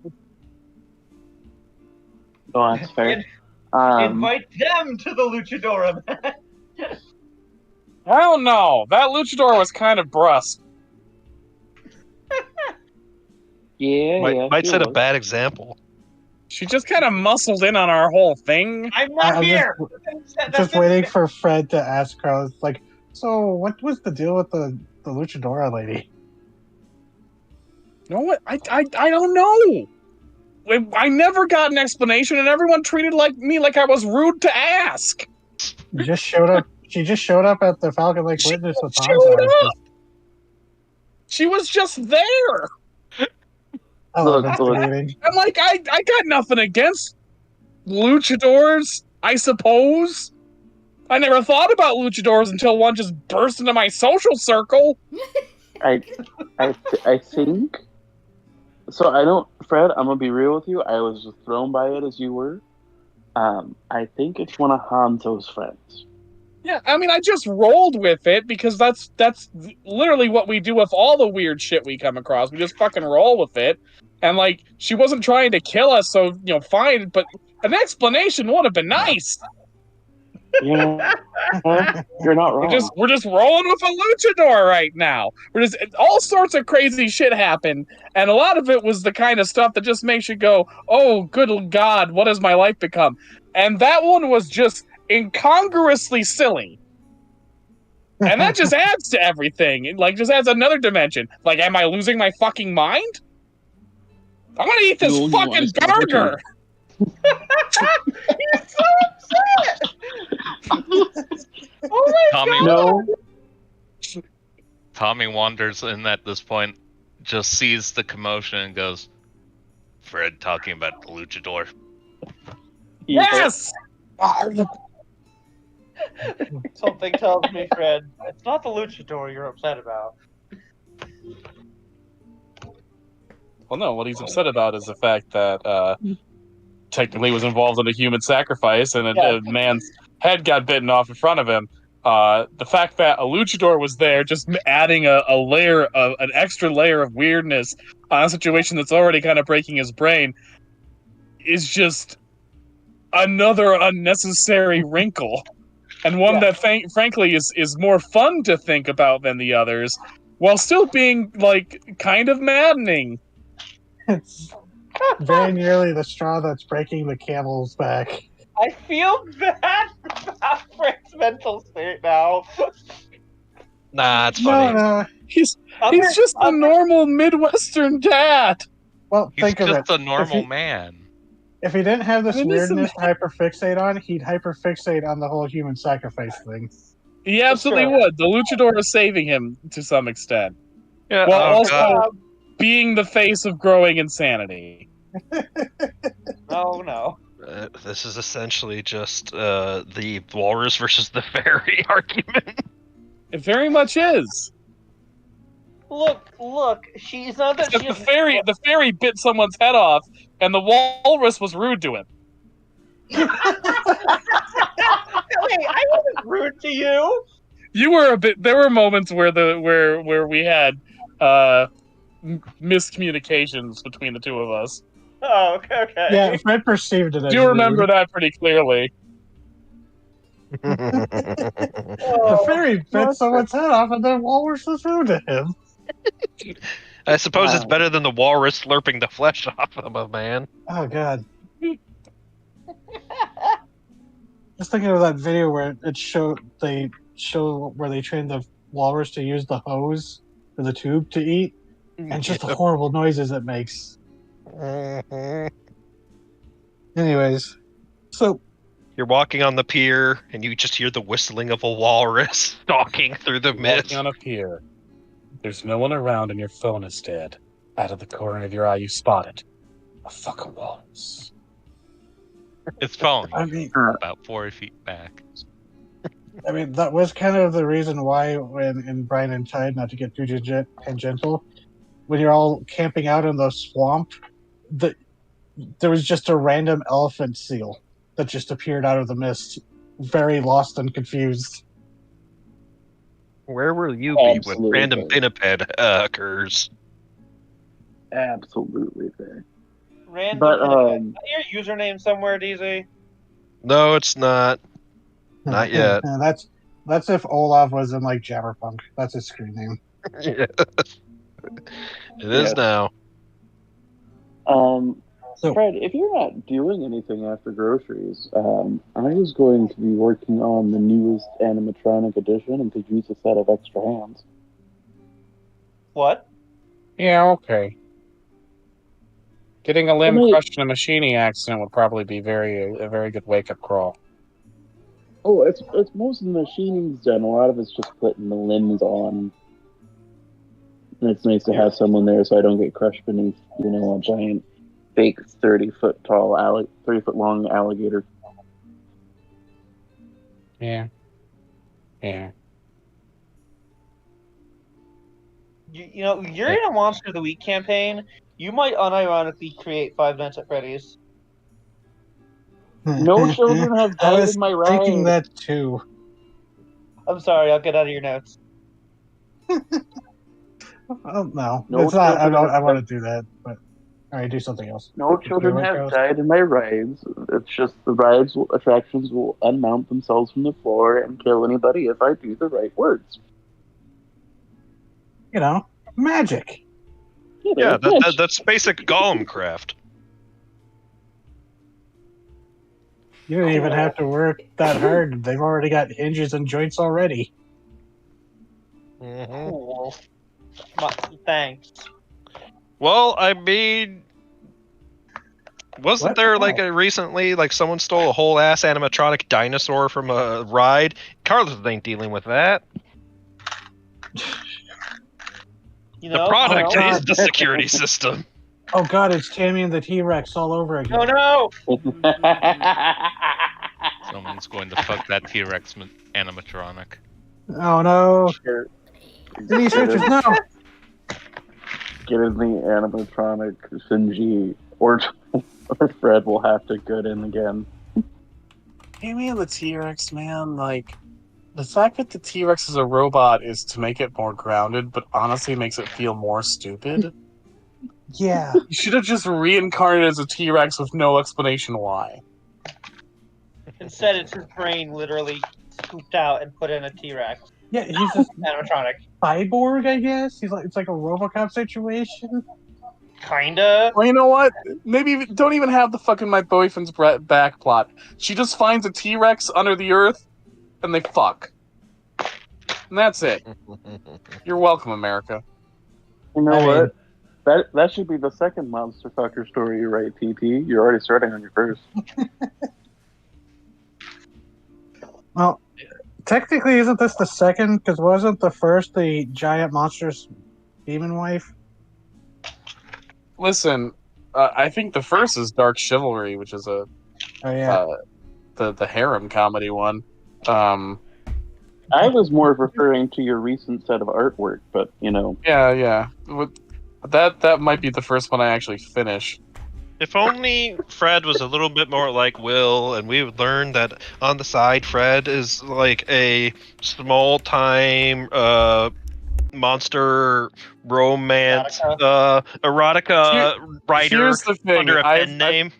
I've played when you play enough tabletop RPGs, you realize there are certain parts of yourself you can't divorce from your characters. And like the obsession with monstrosity definitely is one of them. But it's why Fred has gained a love of horror movies. And like Fred is a white bread Midwestern dad enough where he doesn't know he's a monster fucker. Mhm. But he's definitely a monster fucker. Yeah, he's of the Just belief. hasn't It's like, met oh, the it's right normal. ghoul yet, you know? It's like, yeah, it's total. Doesn't everyone find the ghoul hot? Like, that had to be intentional. Why am I giggling so much as I'm being kidnapped by the alien queen? Like that's gonna like you know, if some like appropriately attractive to me TT monster kidnaps Fred, you know, he's gonna be totally living out that post about the person just running and laughing as Lady D chases them in Resident Evil 8. Oh no, you're gonna get me! Oh my god. He's being King Oh, Kong boy. by some vaguely feminine monstrosity.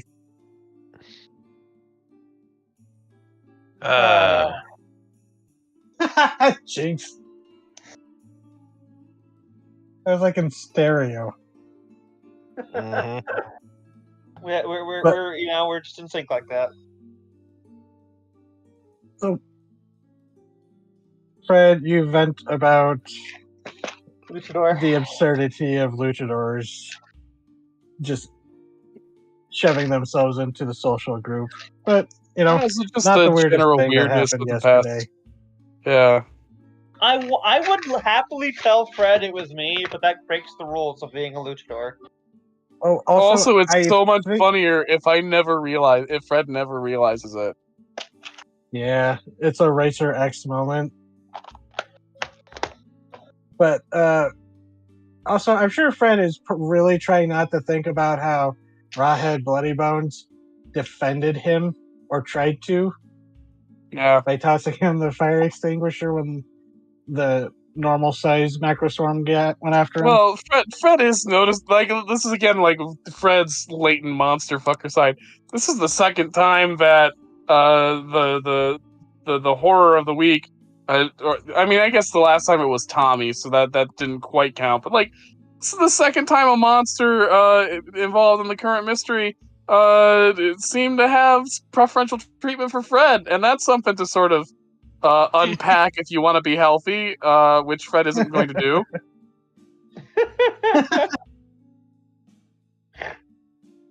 Fred ends up making a persona when the internet comes to town.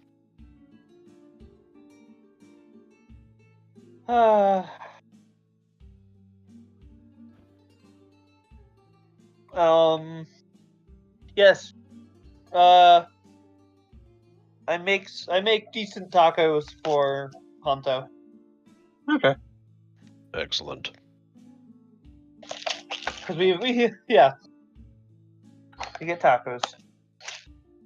Oh, Shield. by the way, I was gonna say just a minor thing that I thought about that just I remembered. You know, if Olivia, you made the joke, it's like, was that a cassette of your music? Hanzo, you probably could have brought this up in just like casual chatter while you're having lunch. There is a radio station that is hosted in Little Japan that does play Japanese music. Yeah. Oh A lot of it's probably what you listen to when you're not listening to like one of your cassettes. Mhm. You gonna tell her about that? Pre-CD. Yeah. You gonna tell her about that, Honto? Sure, you'll let her know. Yeah, no, I was just saying, that was totally something you could have just done. Yeah. To be a, face. Okay, Hanzo. I gotta know. I gotta know. Is it called Japanimation over there? He drinks, he sips his drink.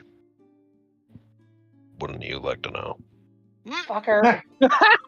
Obviously, why would they call their own animation Japanimation? I don't know, because she heard Fred call it that. He's American. Yes, You're using. She's you're using American Fred with as a Mexican source? descent. Yeah, but he tells that you're clearly agonizing over something like this, like over a trivial thing like this. So he's gonna give you a dismissive answer. It's not important, therefore he can fuck with you. The thing is, a lot of people don't realize is Hanzo's kind of a shit. Yeah. He's funny. I'd like to suplex Hanzo. That's her go-to answer for every problem. Yeah. Yes, it is. It has become her go-to. Olivia's therapist. You can't just suplex all your problems. I suplex the therapist. Yeah. Just sitting there pouting, I'll suplex you. God, like there are some people in this world. My partner is one of them. Where like they have like a bargain bin like reply in their back pocket every time. Like they'll apply it to any situation they can. Olivia's new And one. Olivia's is I'll suplex you. Yes. All right then, Hanzo. I guess I'll just have to ask you all my Japanimation questions. Proceed. What's your favorite Japanimation? You'll get into it. This is simply a thing of I myself am uneducated. Yeah, you didn't study before the test. Yeah, I immediately challenged you being a shit with me being a shit. Mm-hmm. Mutually assured destruction. Fred's kids are gonna annoy, not annoy, but they're gonna harass Hanzo so much. That's the plan. Yeah. After the tacos and the questions, she'll reiterate, "You're welcome to come to my first match." Well, I guess the Demo Chupacabra's first match. I've technically been in some before. I'll keep that in mind. What? Yeah. I'd invite the rest of the gang, but I mean, some of them clearly know already. But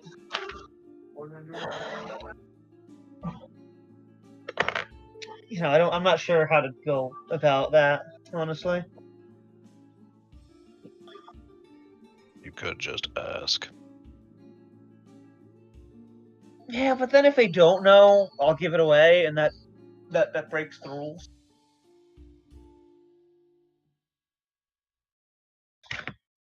You don't have to clarify that you are the one fighting. No, but if I go, hey, you want to go see this match, and then the luchador they just met is in that match, it might, you know.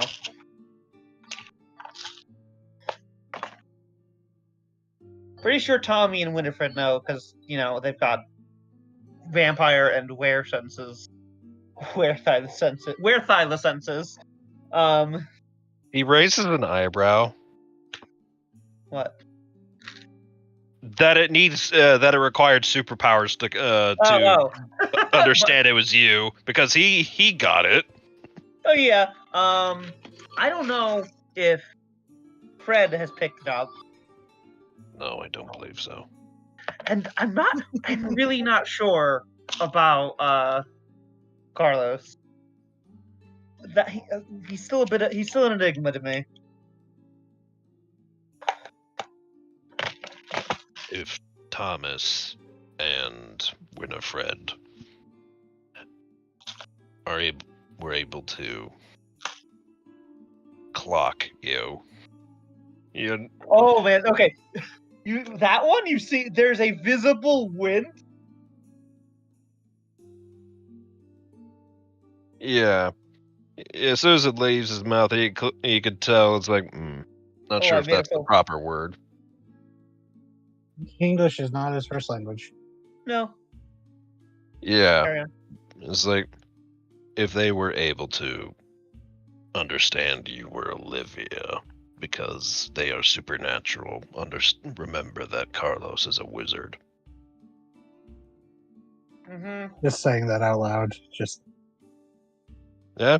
He shows. He just states it as matter of fact. Is like he's a wizard. That's what he calls himself. I've seen him use magic. Yeah, we're well past the point of questioning whether he's a wizard or not. He has literally Maybe a cast spells. sorcerer. Maybe a warlock. Casting a spell.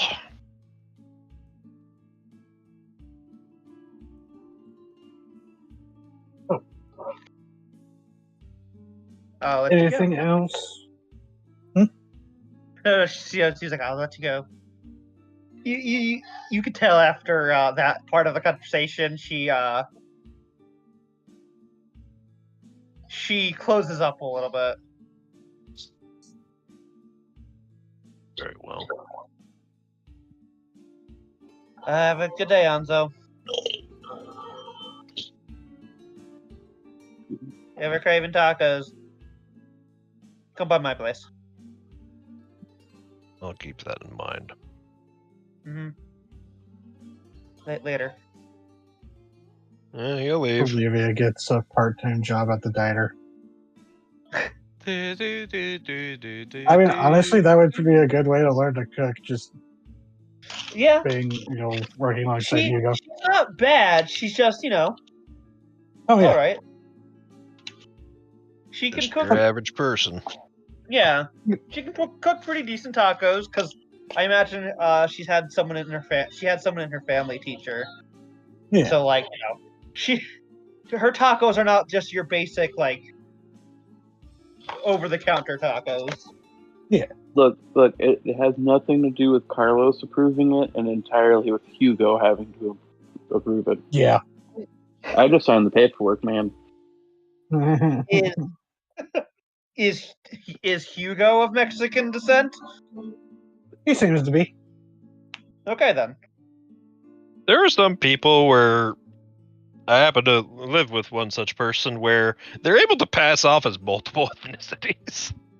Oh yeah.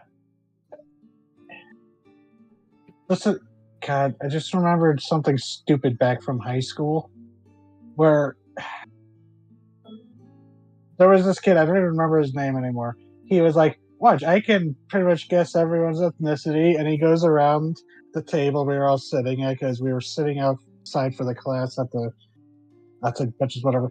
And he goes, and he accurately guesses, and everyone's like, "Oh, you're right." And he goes, and he gets to me and goes, I don't know. I go, thanks. I guess I'm Nice. ambiguous enough. Real nice. Anyways, so Hanzo, you depart Olivia's Yep. place. Okay. Yep. Fred, anything, Tommy, Carlos, or Fred, anything else you wanted to discuss before Fred departs for groceries? Nothing I could think of now.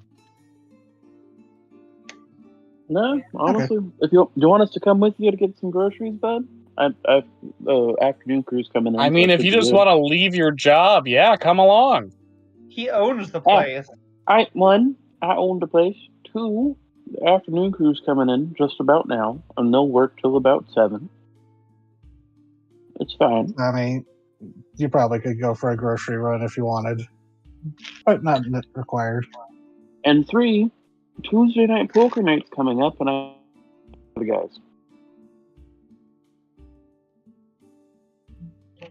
Yeah, sure. Yeah. Zombie can window shop. So, okay, I guess it's a group visit to the grocery store. And now Hanzo can see everybody because they also got waylaid. Yep. So, yeah. I don't think I ever named what the supermarket was. No. So I'll think of something later. But yeah, you all eventually get to the supermarket, and yeah, if you want to run into Hanzo, you can while you're there. Hanzo. Mm-hmm. You said you were going to the grocery store too, right? Yes, I was.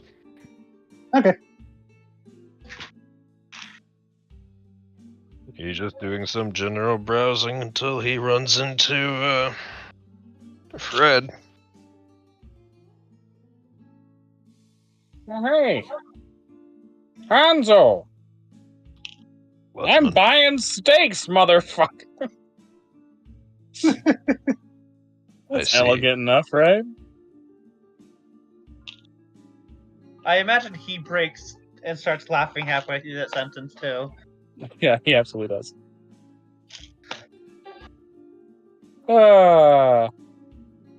How you doing, man? Fine.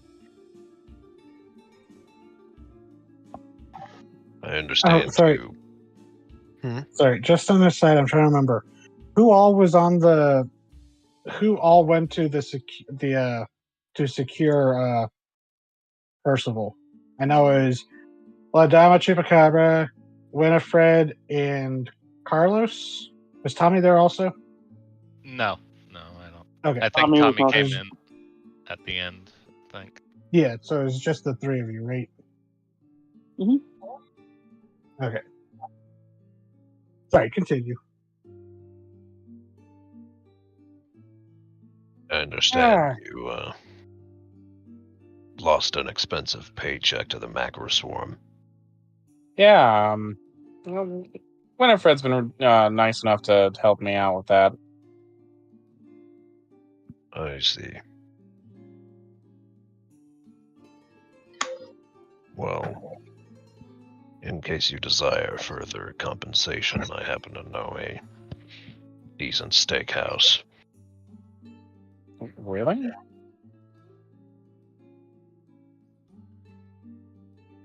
Fred perks up. This is relevant to his interests. Mm-hmm.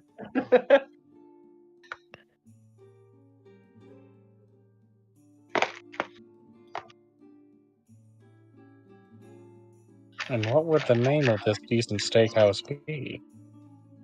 Um,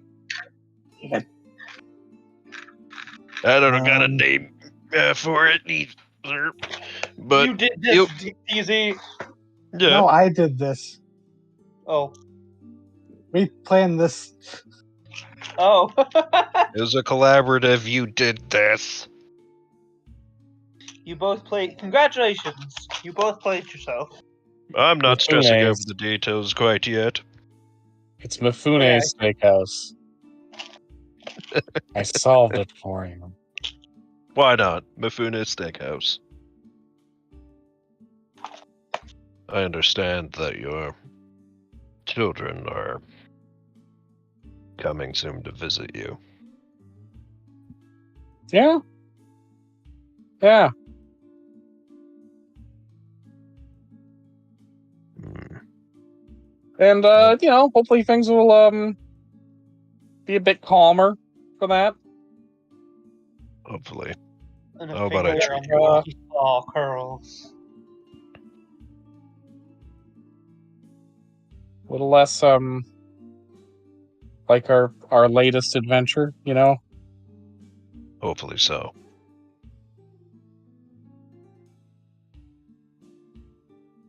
Ask him about the luchador. Oh yeah, it was pointed out to you. You're probably a friend of Hanzo, right? Yeah. What was with the luchador? I gotta know. That was a surprise to me as well. Okay.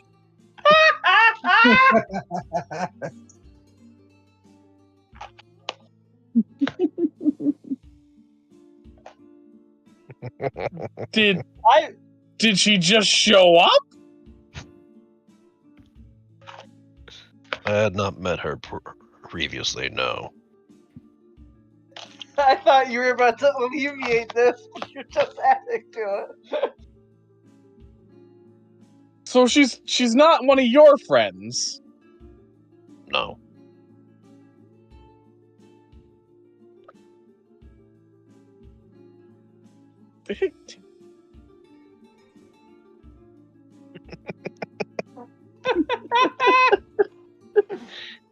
Oh no! Poor fucking Fred.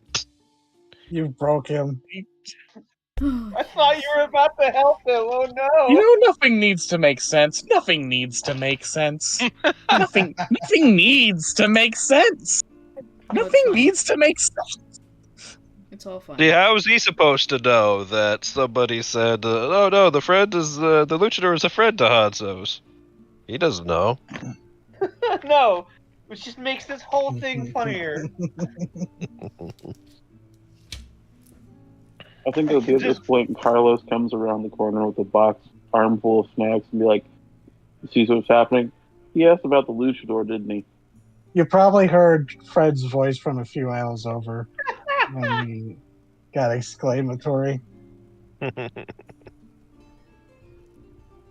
He did indeed. He asked me about it, and I said, I don't know. It's Hanzo's friend. She came in with you. Yes, but I had not met her until that moment. Oh.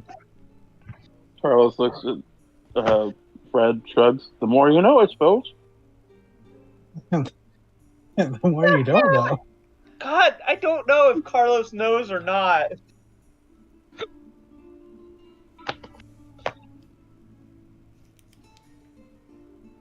Wouldn't you like to know, Weather Girl? What? That is what Hanzo told her earlier. Wouldn't you like to know, Weather Girl? No, but the weather Have you girl seen- part is. The meme is traditionally, wouldn't you like to know, Weather Boy? Yeah, I was trying to be nice. The memes. Oh, you memed at me. Okay. You won't even I know what meme that in your word means general for several direction, more years. ma'am. You memed in my general direction. Oh, fuck. So, yeah, Tommy, you're there too, right?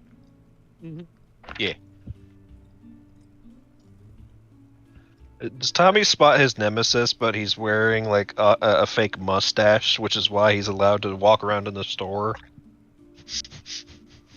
What? He's not You banned know, from the store. sewer dinosaur. The sewer dinosaur is just an employee of the supermarket. He's wearing a fake mustache, so that's why everyone doesn't bother. Mhm. That's just a man. Yeah. It's like Agent P and his fedora. Oh god, or Flavian's glamour. No way. Even better is that like Tommy's minding his business. He looks and like there's a baby stroller being pushed, and the red dinosaur's in there. He blinks and it's gone. God. I did have a thought, unrelated to this scene, but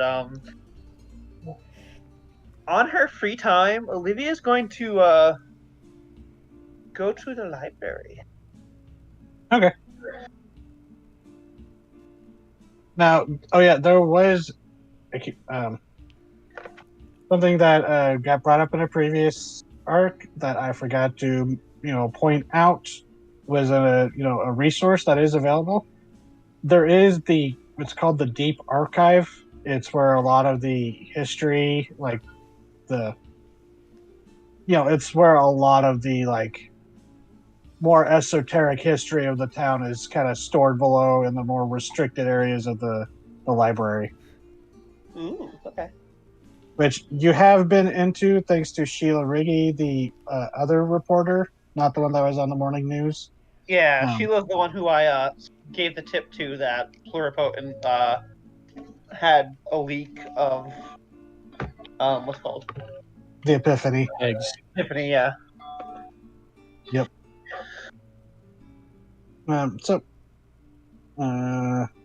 So you're going off to the After these library. guys are done, Yeah. goofing around. So, Fred, everything you learn more about the Luchador just raises more questions. That just raises further questions. Maybe tonight, Fred, the stinger is Fred has started a conspiracy board. Oh No, Fred does not have that kind of compulsion. It's just gonna be a thing, it's gonna be like a sitcom thing. Where every time the luchador shows up, Fred's gonna get a little more unhinged. It's Pepe Sylvia, if you will. Pepe Sylvia had a conspiracy board. I have boxes full of Pepe.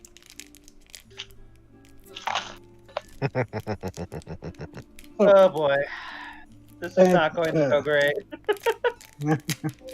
So, Fred, you pick up steaks for yourself. Rest of you get your own groceries. Anything else you wanted to discuss? Any more Nope. luchador conspiracy theories? So it's a Japanese steakhouse? Yes. You know, oh god, how this can come? How do I say this sensitively? My kid's really fond of the cartoons they got over in Japan, the Japanimation. Yes. You know, I think he'd probably get a kick out of something. Like, is it all? Oh, how do I say this without being? Is it authentic? Olivia asked me the same question earlier, or something similar to that effect. And have About you the been to the steakhouse? restaurant? It's pretty authentic. Yeah, the steakhouse is good. Oh, my kids will love it then. Thank you. Aw. Yeah, my treat. one thing that I can focus on that. one of the neat features of the place, Hanzo, that there is like a very large wall aquarium that has all kinds of like colorful koi and stuff in it. I do happen to like multicolored fish. Indeed. And I'm drawing that from, I don't even remember what the name was, but there was this one Chinese restaurant I remember my grandparents would take me to as a really young kid because it was their favorite. And they had that where it was like this really awesome wall of just this awesome aquarium. And it's just, I've tried to ask, like, I've asked my grandpa if he remembers that. He's like, well, I got no clue. It's like, all right. But that was like probably over 30 years by now. So My favorite thing about going to it was a steakhouse in Kentucky, actually, was they always made a show of it when they did big orders. And the one order that always amused me as a child was the volcano, where like several sacks of onions were hollow in the center, so you put the oil in there and the fire goes up. Yeah, I mean, I never saw that, but I know of that. Yeah, that was always fun to watch. I had gone there enough times as a kid where, like, I knew how it would go beat for beat, and the chef was looking at me. He's like, "Little man, you can't do this to me."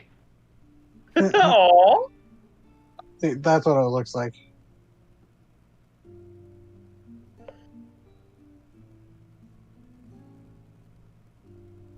Mifune Steakhouse, then.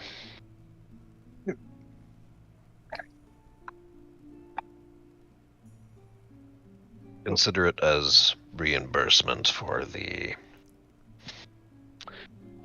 everything you've been through these last few weeks.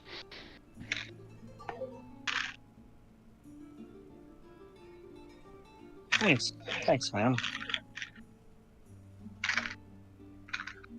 No problem. Probably a weird question, but you feeling all right after everything that went down last night? He understands the answer you're searching for is probably not the answer he should give. But no, he just pats you on the shoulder.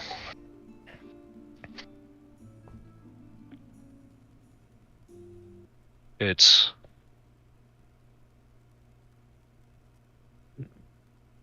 How would he put it? Don't lose that sense of empathy, Plotsman.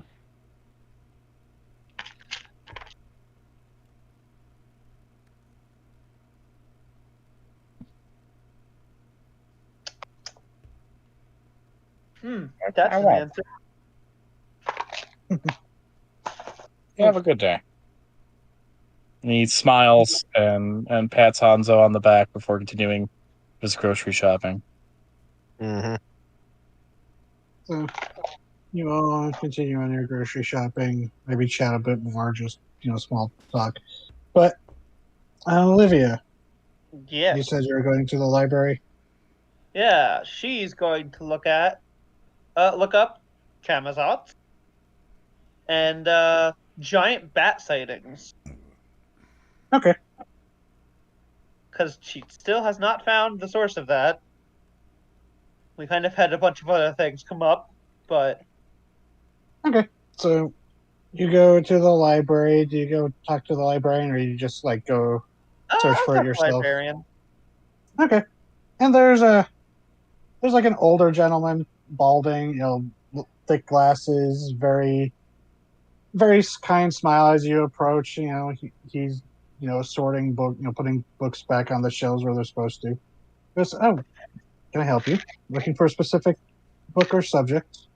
Yeah, actually, I wanted to look into some mythology and some maybe I don't know if this would be under like local myth or cryptozoology. Oh, that's always a popular and fun subject. Yeah. Yeah.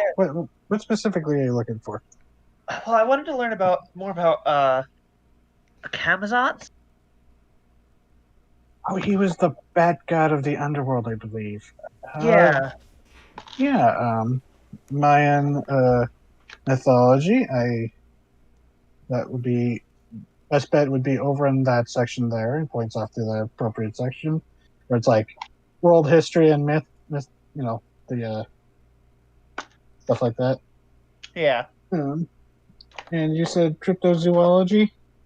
Yeah. I heard stories about giant bat that people have been seeing around recently. So Oh,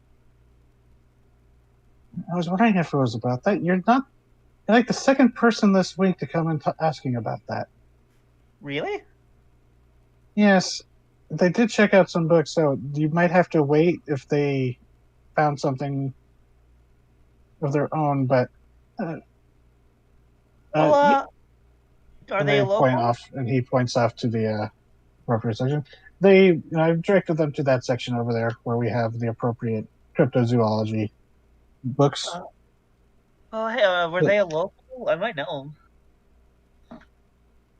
'em. They.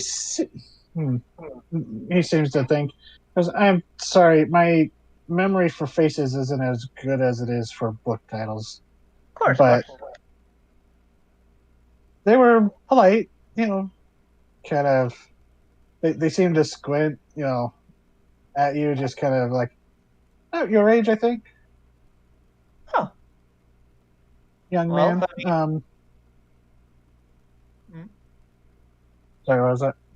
I mean, yeah, that would make sense. Someone else my age hearing about this and wanting to learn more. Those would be the sections I directed them towards. So, Thank you very much. yes, of course. If you have any other questions, I'll just be, Oh, shuffle around shelving. one more actually, and she'll bring out the talisman. Oh, Do you know what this is? my guess is something that probably should be in a museum from the looks of it, and he like very delicately takes it if you hand it over. She'll This let him see is it. Yeah. it's this looks old, like yeah. I mean, I'm just a librarian, but this looks a lot like some of the stuff you'll see in the books when you look up, the Mayan mythology. That's the the froggy face makes me think chalk, and I it's not my normal subject, but No, that's fine. That's fine. I appreciate it. yeah. So I'm sorry I'm not much help in that. No. This is more info than I was expecting, to be honest. Of course. Well, if you have any other questions, just let me know. And they go back. He goes back to shelving books. Okay, she's had it around. She's been wearing it, but tucked under her shirt. Okay. So she'll And tuck it some back. some kid, walks up, starts talking to him, so asking where books is. So Yes, those are the subjects I am looking into. okay. Well, as you start going to look, not need you to roll, but as you go looking, the librarian might have been correct. It seems that you do get some details that basically what you've already learned about Kamazots, Mayan god of the underworld, very deep, very involved with the mythology of the hero twins, but you do notice that there's like a gap in the bookshelf, and then you go look over at the cryptozoology, and you like looking at the filing system. There is like a missing book on the shelf that would have been cryptids of the American Southwest has been checked out. Damn. Looks like you and I have a similar interest in subject. Whoever you are.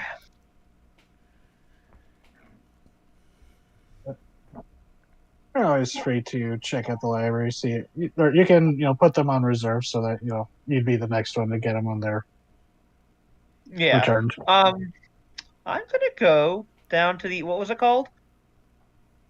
Deep Archive. Yeah, the Deep Archive.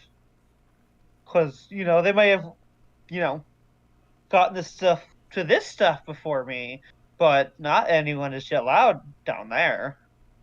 Yep. So you go down, and there is this kind of tired, rumpled-looking man who's sitting there reading from like a like a paperback sci-fi novel. And he just kind of looks up as you go down. You didn't interact with this guy last time. No. Hi. Hello. I just wanted to head down to the Deep Archive. Is that right? You have permission? There's Yeah, a I lot got. of sensitive stuff in there. Yeah, I got the okay from Sheila. And he does this like very slight eye roll, but he tries to maintain his professionalism. Yeah, so you're gonna have to come back when it's the other guy on duty. They're the one with the deal with Sheila. And it was someone else that Sheila had told you to talk to, unfortunately. Okay. Well, is there anything I could do to show you I'm on the up and up? I mean, you get some, typical written permission from like one of the university or I work for the preserve. the head of the library. I work for the preserve. If that means anything. It's a nice place. My kids like it. Well, thank you. I deal with endofawn and stuff all the time, and there's some info down there that has been pretty useful.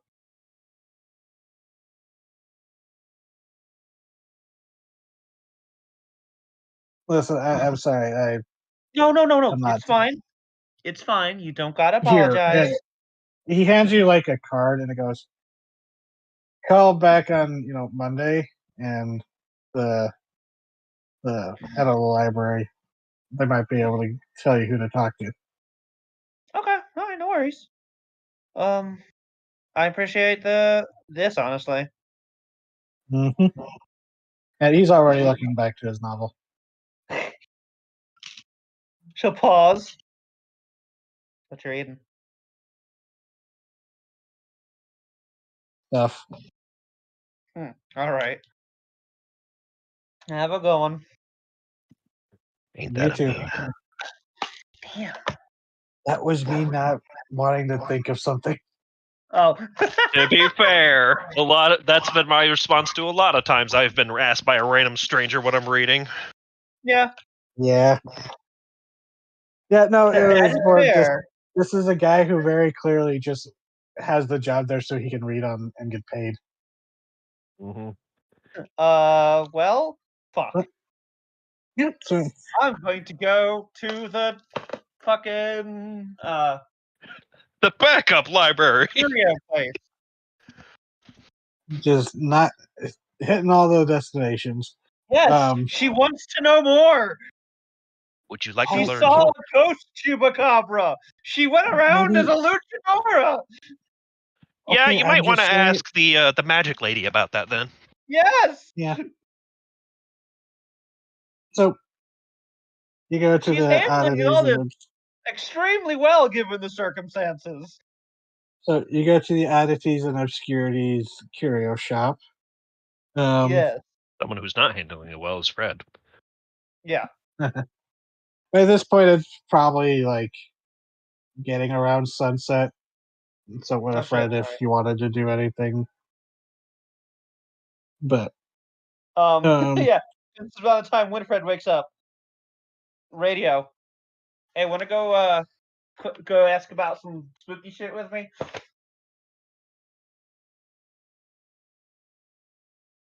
Winifred? Yeah.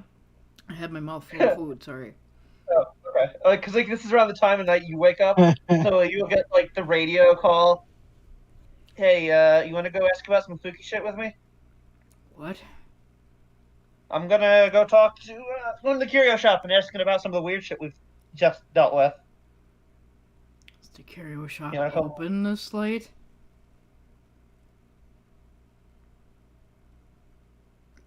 That's a good And we have a question, lockpick. McMahon.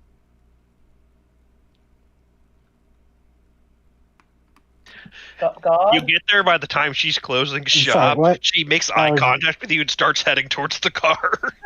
Sorry, Maybe I was open reading it. something. Is the curio shop even open this late? Is what Winifred asked. You've been there. You would know it's getting close to closing, but it's not. Okay. They're almost at closing, but we should be able to make it in time. Like, by the time you get there, pick me up or whatever. Oh, I have we could probably meet there if you want to come. Yeah, alright. You can just Yeah, say meaning no. there would probably be the fastest What the hell are once we you got your asking motorcycle.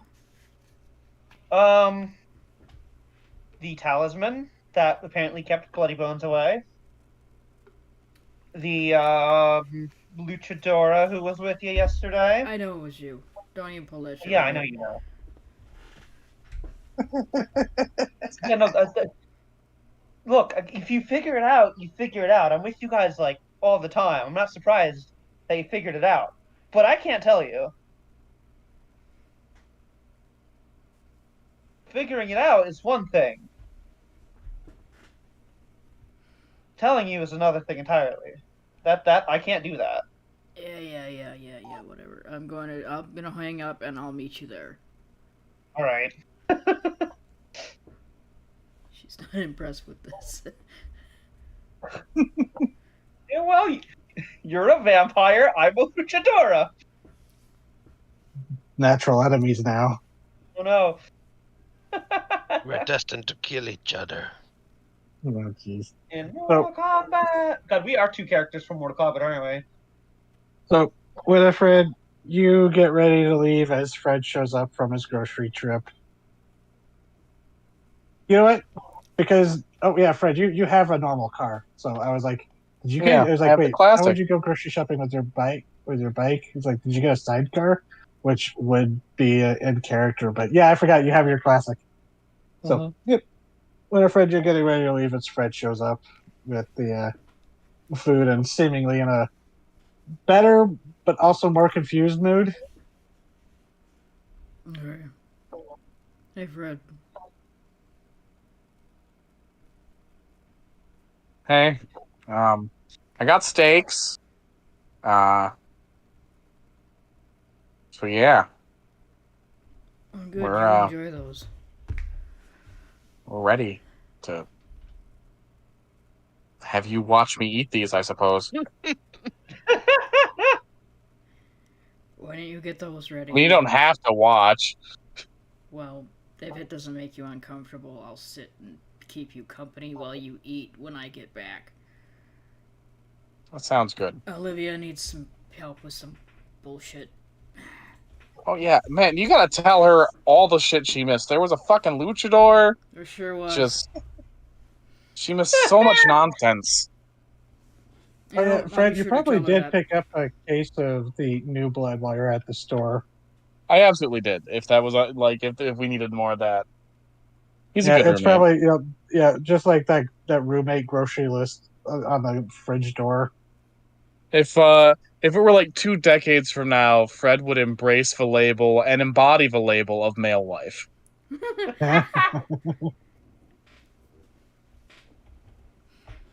Uh,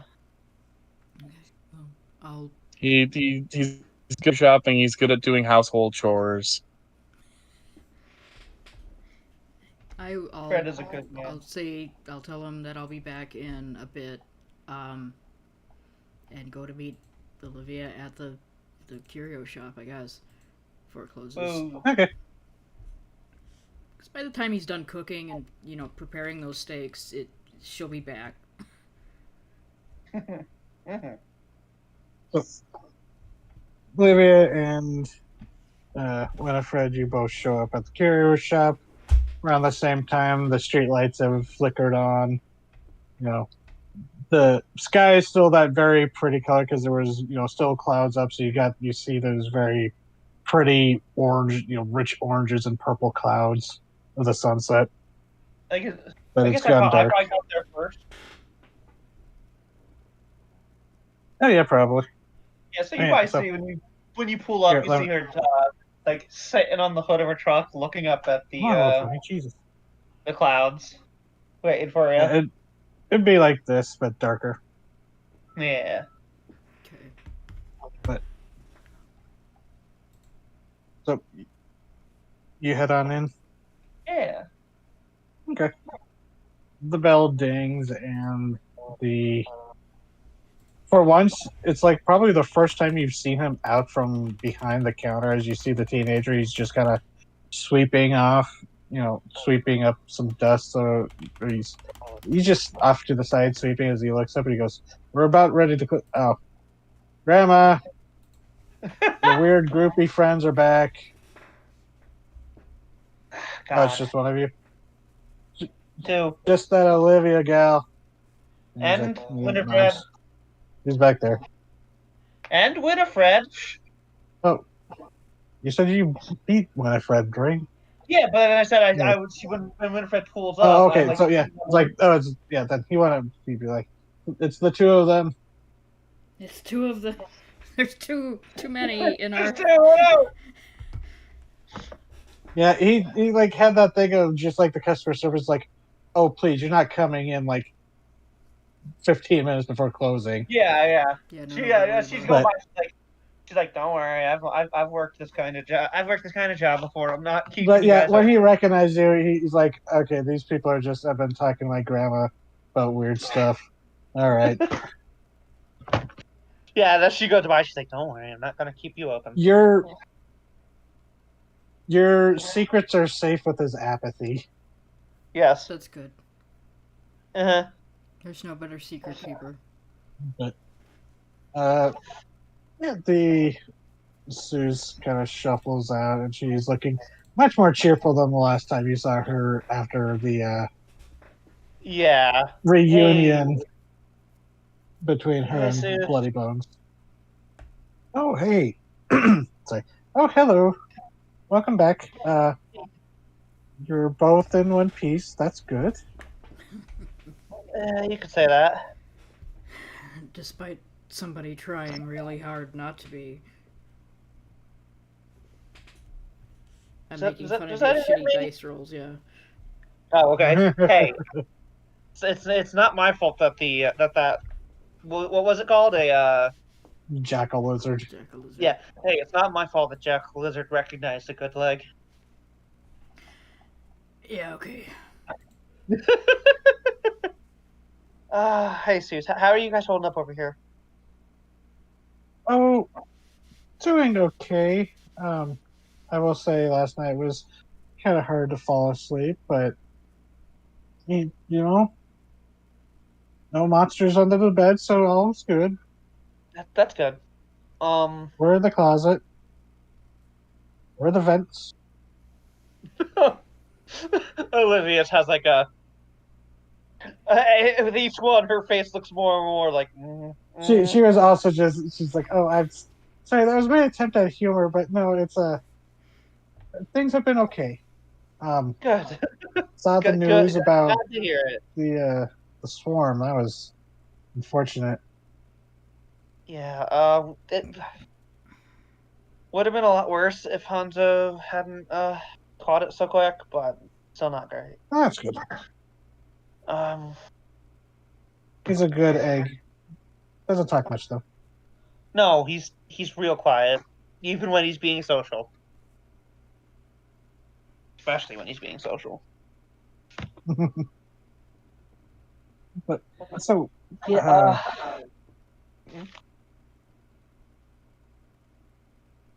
I've got some things to ask. Oh, actually, she would have asked. She goes, "So did were the kids found?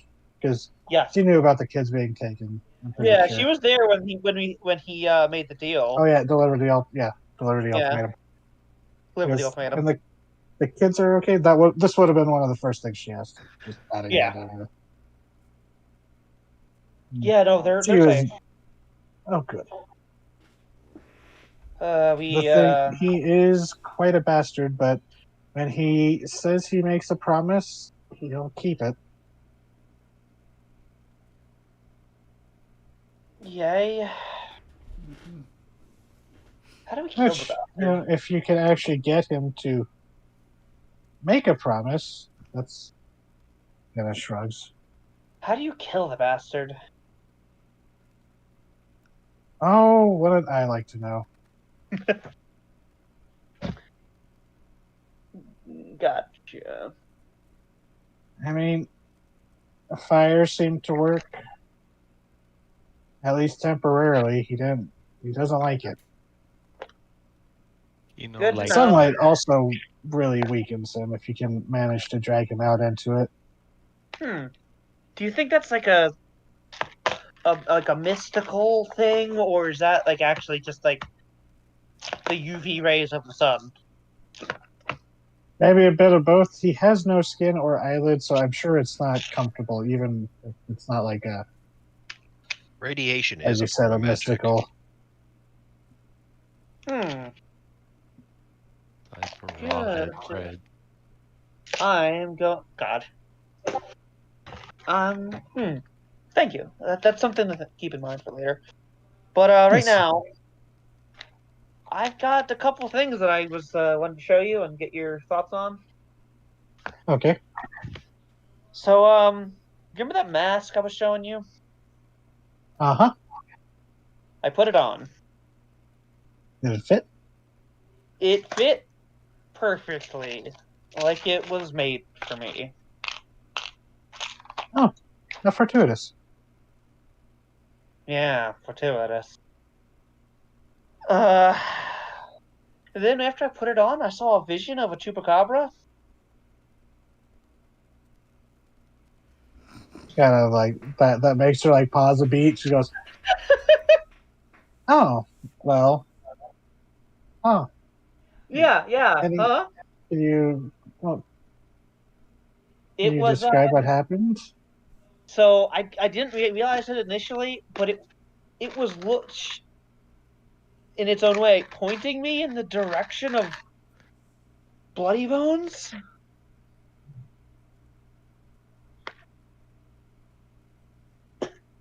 Like not him specifically, but the entrance where we went in to deal with him. Okay, that's curious. I It's don't fucking remember weird. him really having any connection to the chupacabras. I mean, shrugs. Look, And this man, I, El I am. Chupacabra, he was just um, he sometimes would help strong arm some things, but he was just a wrestler as far as I knew. Wait, what? Oh yeah, he sometimes we need a little bit of muscle, and he had the fame and strength to open some doors, whether by getting a fan to open it or you You know you you you knew kick him? it down. Oh yeah, How did you never mention that before? I'm old. Sometimes I forget things. I'm sorry. All right, okay, so that's fair. It's I'm not sorry. his and to be fair, it's not his mask that you're wearing. It's a different design. Just it looks like it's inspired by his. Oh, Just gonna shrugs. God, what? She pulls the mask out of her pocket and the dude looks at it and is like, "What are you?" The thing you've apparently put on your face twice willingly without questioning it. No, I put it on twice willingly while immensely questioning it. Thank you. Yeah, that makes it better. I didn't say that. And hey, weren't you glad to not get shot? You could have done that without the luchador mask. Does it give you armor? I don't know what it does yet.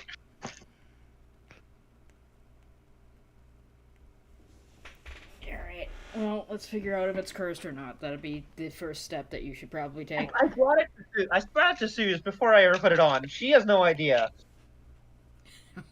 I mean, Also, this. And she pulls out the chalk, right? yeah, CHAAC. The chalk talisman. Also, this. Our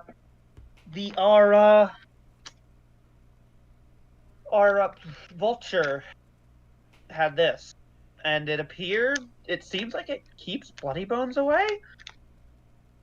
When she kind of looks at it, like, do you hand it over to her? Yeah. Okay, she'll take it and kind of turn it over in her hands and be like, "Oh well, this is definitely a protective talisman of some kind." Yeah, but how the hell does it keep bloody bones away? Kind of shrugs and hands it back. You'd have to ask the ancient Mayans. Cool. That's I mean, an easy I don't task. know if it's like I don't know if it's specifically for him because I doubt it's for him because specifically. as far as I know, the Mayan people never got up this far north. I doubt it's for him specifically. Might be an But- all-purpose thing against the supernatural of the undead. Who knows? I'm just shocked at something that's apparently potent enough that it. Shocked at chalk. We're leaving. No. I'm just shocked that it's something that, one, still works, two, works against something as nasty as bloody bones, I mean, magic doesn't have an expiration date. throws up her arms. I'm new to magic. My first introduction to magic was somebody throwing a fireball and then denying that they threw a fireball. Well, yeah, because then if they just start admitting, then people, then you get witch hunters. So it's a whole ordeal. I know. No, that's not. I'm not saying he shouldn't have. That's totally fair, especially in hindsight. I'm just saying. I don't know. I'm out of my depth with this stuff. No, like I was told when I started getting into the weirdness of the world. Yeah, you're out of your depth most of the time. There is no bottom. You got to learn how to swim, or you sink. So it gives you a comforting pat on the arm. And she Well- like looks to a friend and she goes, "I'm not helping, am I?" Eh. No, She you're makes like a helping. wiggling motion with her hand, like eh. No, you're helping. You have first-hand experience at least. That's more than what I've got at this point. So I'll take what I can get. Whatever you've got is more than what I've got. So that's already better. You know what? I learned this, and might be true for you, but despite all the weirdness, and she kind of hesitates before saying this, and some of the pain, it's worth it. The world's so much more beautiful knowing that it's so much weirder. I mean, Huh. that's why I have the oddities and obscurities. I love the weird. I mean, yeah, I love the creatures we've seen, even though especially the ones that defy what I thought was possible a year ago. Thungar is amazing. Thundar is amazing. Uh, She nods, not knowing who you mean. yeah. Chupacabra are obviously one of my I love them so much. I know they're dangerous animals, but that does not change that I love them so much. It's Oh, of course. I have a mask that's based on Chupacabra. I'm not afraid of the mask. I'm just baffled by it.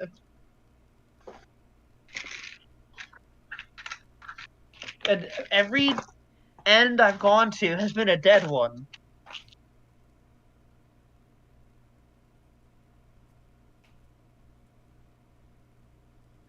I couldn't get into the deep archive today.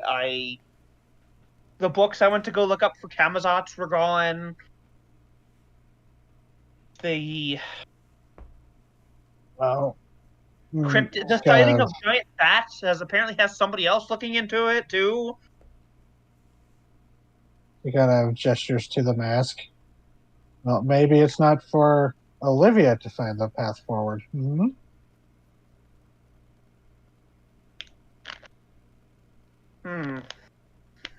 But who do I know? What do I know? I'm just an crazy old woman. Now, if you don't mind, it is getting a bit late, and my grandson is giving me the look that says it is time to close up. And Yeah, no you turn worries. around, and he's not listening in, but he is just kind of like over by the counter, just looking like that look of like, please, it's almost closing time. Get the hell out of my store. Yeah, she'll like just looks over to him. She'll like wave him off, like, yeah, I know. Yeah, no worries. Thank you, Suze. Yes, of course. Now, also don't take this the wrong way, but please feel free to purchase something anytime. Hey, I will Tell your happily friends. I will happily purchase stuff, and she will go look at the curios and look for something to buy. Not now, you shitty. There is a Chewy the Chupacabra Pez dispenser. Okay, she buys that immediately. There's not a moment's hesitation. Yep. So Sees it's gone so fast. There's like a shadow where there's like a you have shape of where it acquired was. Pez dispenser. Pez sold separately. Look, nobody actually uses Pez dispensers. You just get them because they're cute. I wouldn't know. You have Slander in my household. It's not your house. So My house. you acquire that and you walk out, and he's not trying to be rude, but there is like it's only like a few seconds after you walk out that you hear the door lock shut. Well, yeah. Thanks, Winifred.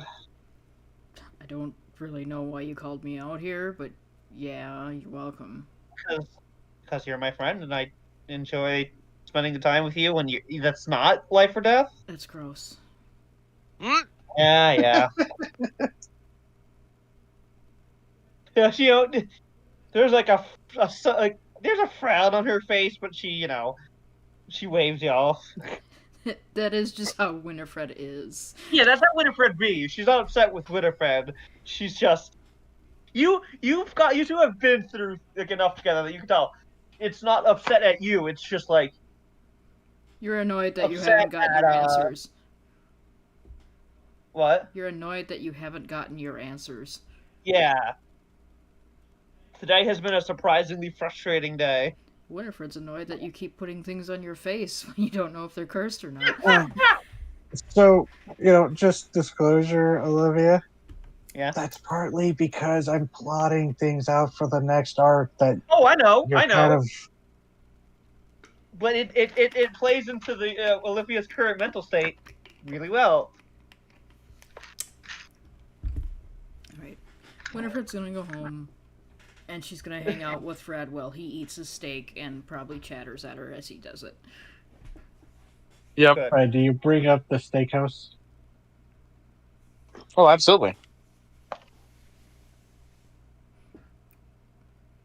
And Fred, this time you're able to fix up the charcoal, your grill, add new charcoal.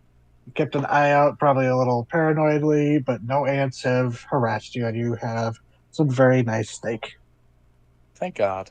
I imagine the same chest in which the fire extinguisher emerged from the camera just like uncomfortably holds on it for a period. Well, that was an entire different neighborhood. Yeah, thankfully. Just gonna have some nice medium rare steaks.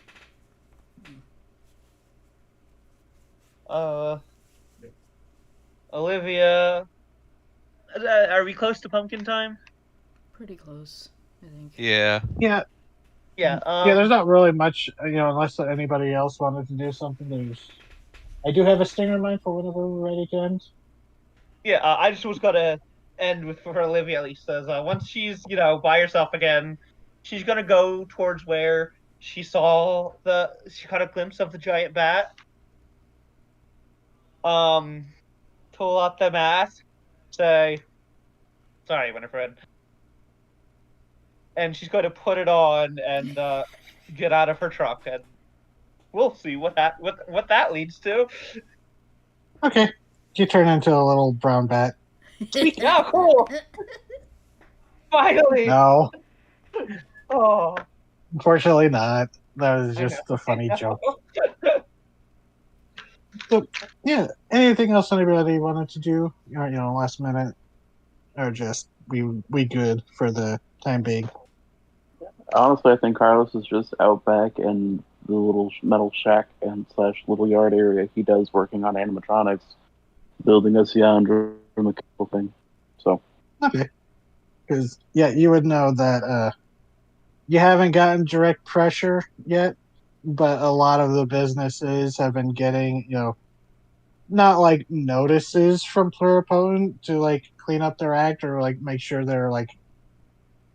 It's just been like that ripple of like, oh, people are starting to gear up for a possible renewed tourist season, which you would also benefit from.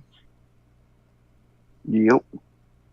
So He's just out there working on it. Like there's probably a mechanical joint of jaws and legs that thrash and bite, but it's completely bare. There's no skin on it or nothing. Terrifying.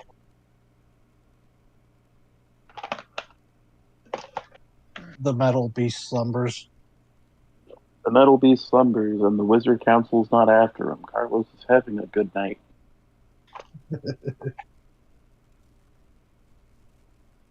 And Tommy, you just going back to your place, or you got to use the night to hunt? Not a full moon. It's like a half moon by this point, so there's no real significant urge, but it's up to you what you want to do. If you wanted to go hunt, or even see if the other were creatures wanted to hang out. But Yeah, he's probably just gonna chill. okay, Today was Tommy's chill day of, okay, nothing's happening. I ain't doing shit. Good night. yeah, it's just like I got showered in someone's neck blood yesterday. I'm done for the day. So, yep. So you have a good night. No pale lizards swimming through the water next to your camp. You have Carlos was able to help you secure some better food lockers, and they actually keep refrigerated. If you keep like a bag of ice in there, it actually keeps it nice and cold. So you've got a nice little camp going. Okay. Oh, I meant to say, when I said pale lizard, I wasn't implying carnivore, but you would also be keeping an eye out for her. But no camp thief and no carnivore sighted. But Yeah, all I can imagine it's that the fucking curio shop kid. It's like, Ma, there's a weird cat outside. It's carnivore. and Hanzo, you go home. You're chilling. You're thinking about, well, this is going to be a little. You're kind of. How are you feeling about the apprehension of having a partner when you were previously a solo act until you started hanging around these chucklefucks? It's just one of those things we've got to take into stride. It's just a matter of, okay, how am I going to be able to get away with the bullshit that I do? The fact that I hang out with a bunch of civilians. Yeah, and Yeah, she did at seem to some point heavily she's gotta imply. get real cool with a lot of shit real quick. So I don't know if Hanzo watched the videotape, but on the videotape, it shows a luchador, a known employee of Pluripotent in the form of Winifred, and a known local business owner in the form of Carlos, committing vigilante justice and capturing a poacher. Yeah, the fact that Wakefield gave that to me as a peace She- offering. She's aware. Yeah, she's aware. It's just that it's one thing to see this on a tape, and another thing to watch it happen right in front of you when you can affect it. Right. So yeah, he's just sitting in his chair, nursing a drink, doing calculations in his head. All right. And the Freds, you have a nice night hanging out, right? Yeah. I Fred, you're make more sorry, what's that? recommendations of anime to not show children. Ever. Excellent. And yeah, it's Fred, you're probably getting excited. Your kids are going to be here soon. You know what's a conversation I would absolutely have with Winifred if she was my housemate? What? When she turned into an animal, does she still need to drink blood? She doesn't actually know. You would give her a crisis if you asked her that. And could she? Fred I doesn't don't know. poke at that. He tries to treat Winifred like she's a person, But And see, not pry into the personal matters. oh, absolutely. That's the well, humane thing that's to totally do. a But question that would come up when like a few drinks in. see, all I'm just imagining is like the image of Fred is eating his steak on the table, and Winifred is in the form of an armadillo, just like lapping up like bug juice or whatever they eat. The hell? Yeah, they like bugs. They dance. Does ant blood count? Do ants have blood like humans do? They have hemolymph. It's a completely different. Can a vampire survive on ant blood alone? These are questions that I don't know the answers to. I don't want to distract too much before the stinger, but there is that Tumblr post about like, are there like Nosferatu vampires that feed only on mosquitoes, and they're just flying through the air, mouth open like a whale shark. Yeah. But anyways, yeah. So all of you, it's you settle in for the night, with your own thoughts and plans for what's coming. Whether planned or unplanned, but we kind of leave you off on your own as the camera cuts to show the household of Carla and the twins. The twins are finally seem to have appeased their mother that they're okay and that she doesn't need to hover over them as they're in their, you know, she's off in the kitchen, doing her own, doing dishes as the kids are in the living room just chatting as they'd be in one of their rooms as they're talking and goes, so they were taken by poachers? They go, oh, it makes sense. I mean, look at this. They must have wanted this, but they never asked us about it. As they're just kind of talking, as they're standing over a fairly large terrarium tank, as they're reaching in and handing, with tweezers holding out a fairly large cricket from a bag with a local pet store logo on the side that's chirping with crickets, and a small little pale lizard standing on its hind legs hops up, happily snatches the cricket from the tongs and chomps it down, looking up at them with through one eye with that reptilian curiosity of like, more food. Oh We'll no! leave off there. They have a baby Scrandroy. Oh. Well, not quite. What's the description of the lizard? Just pale and bipedal? Yep, and it has eyes. All right. Yeah,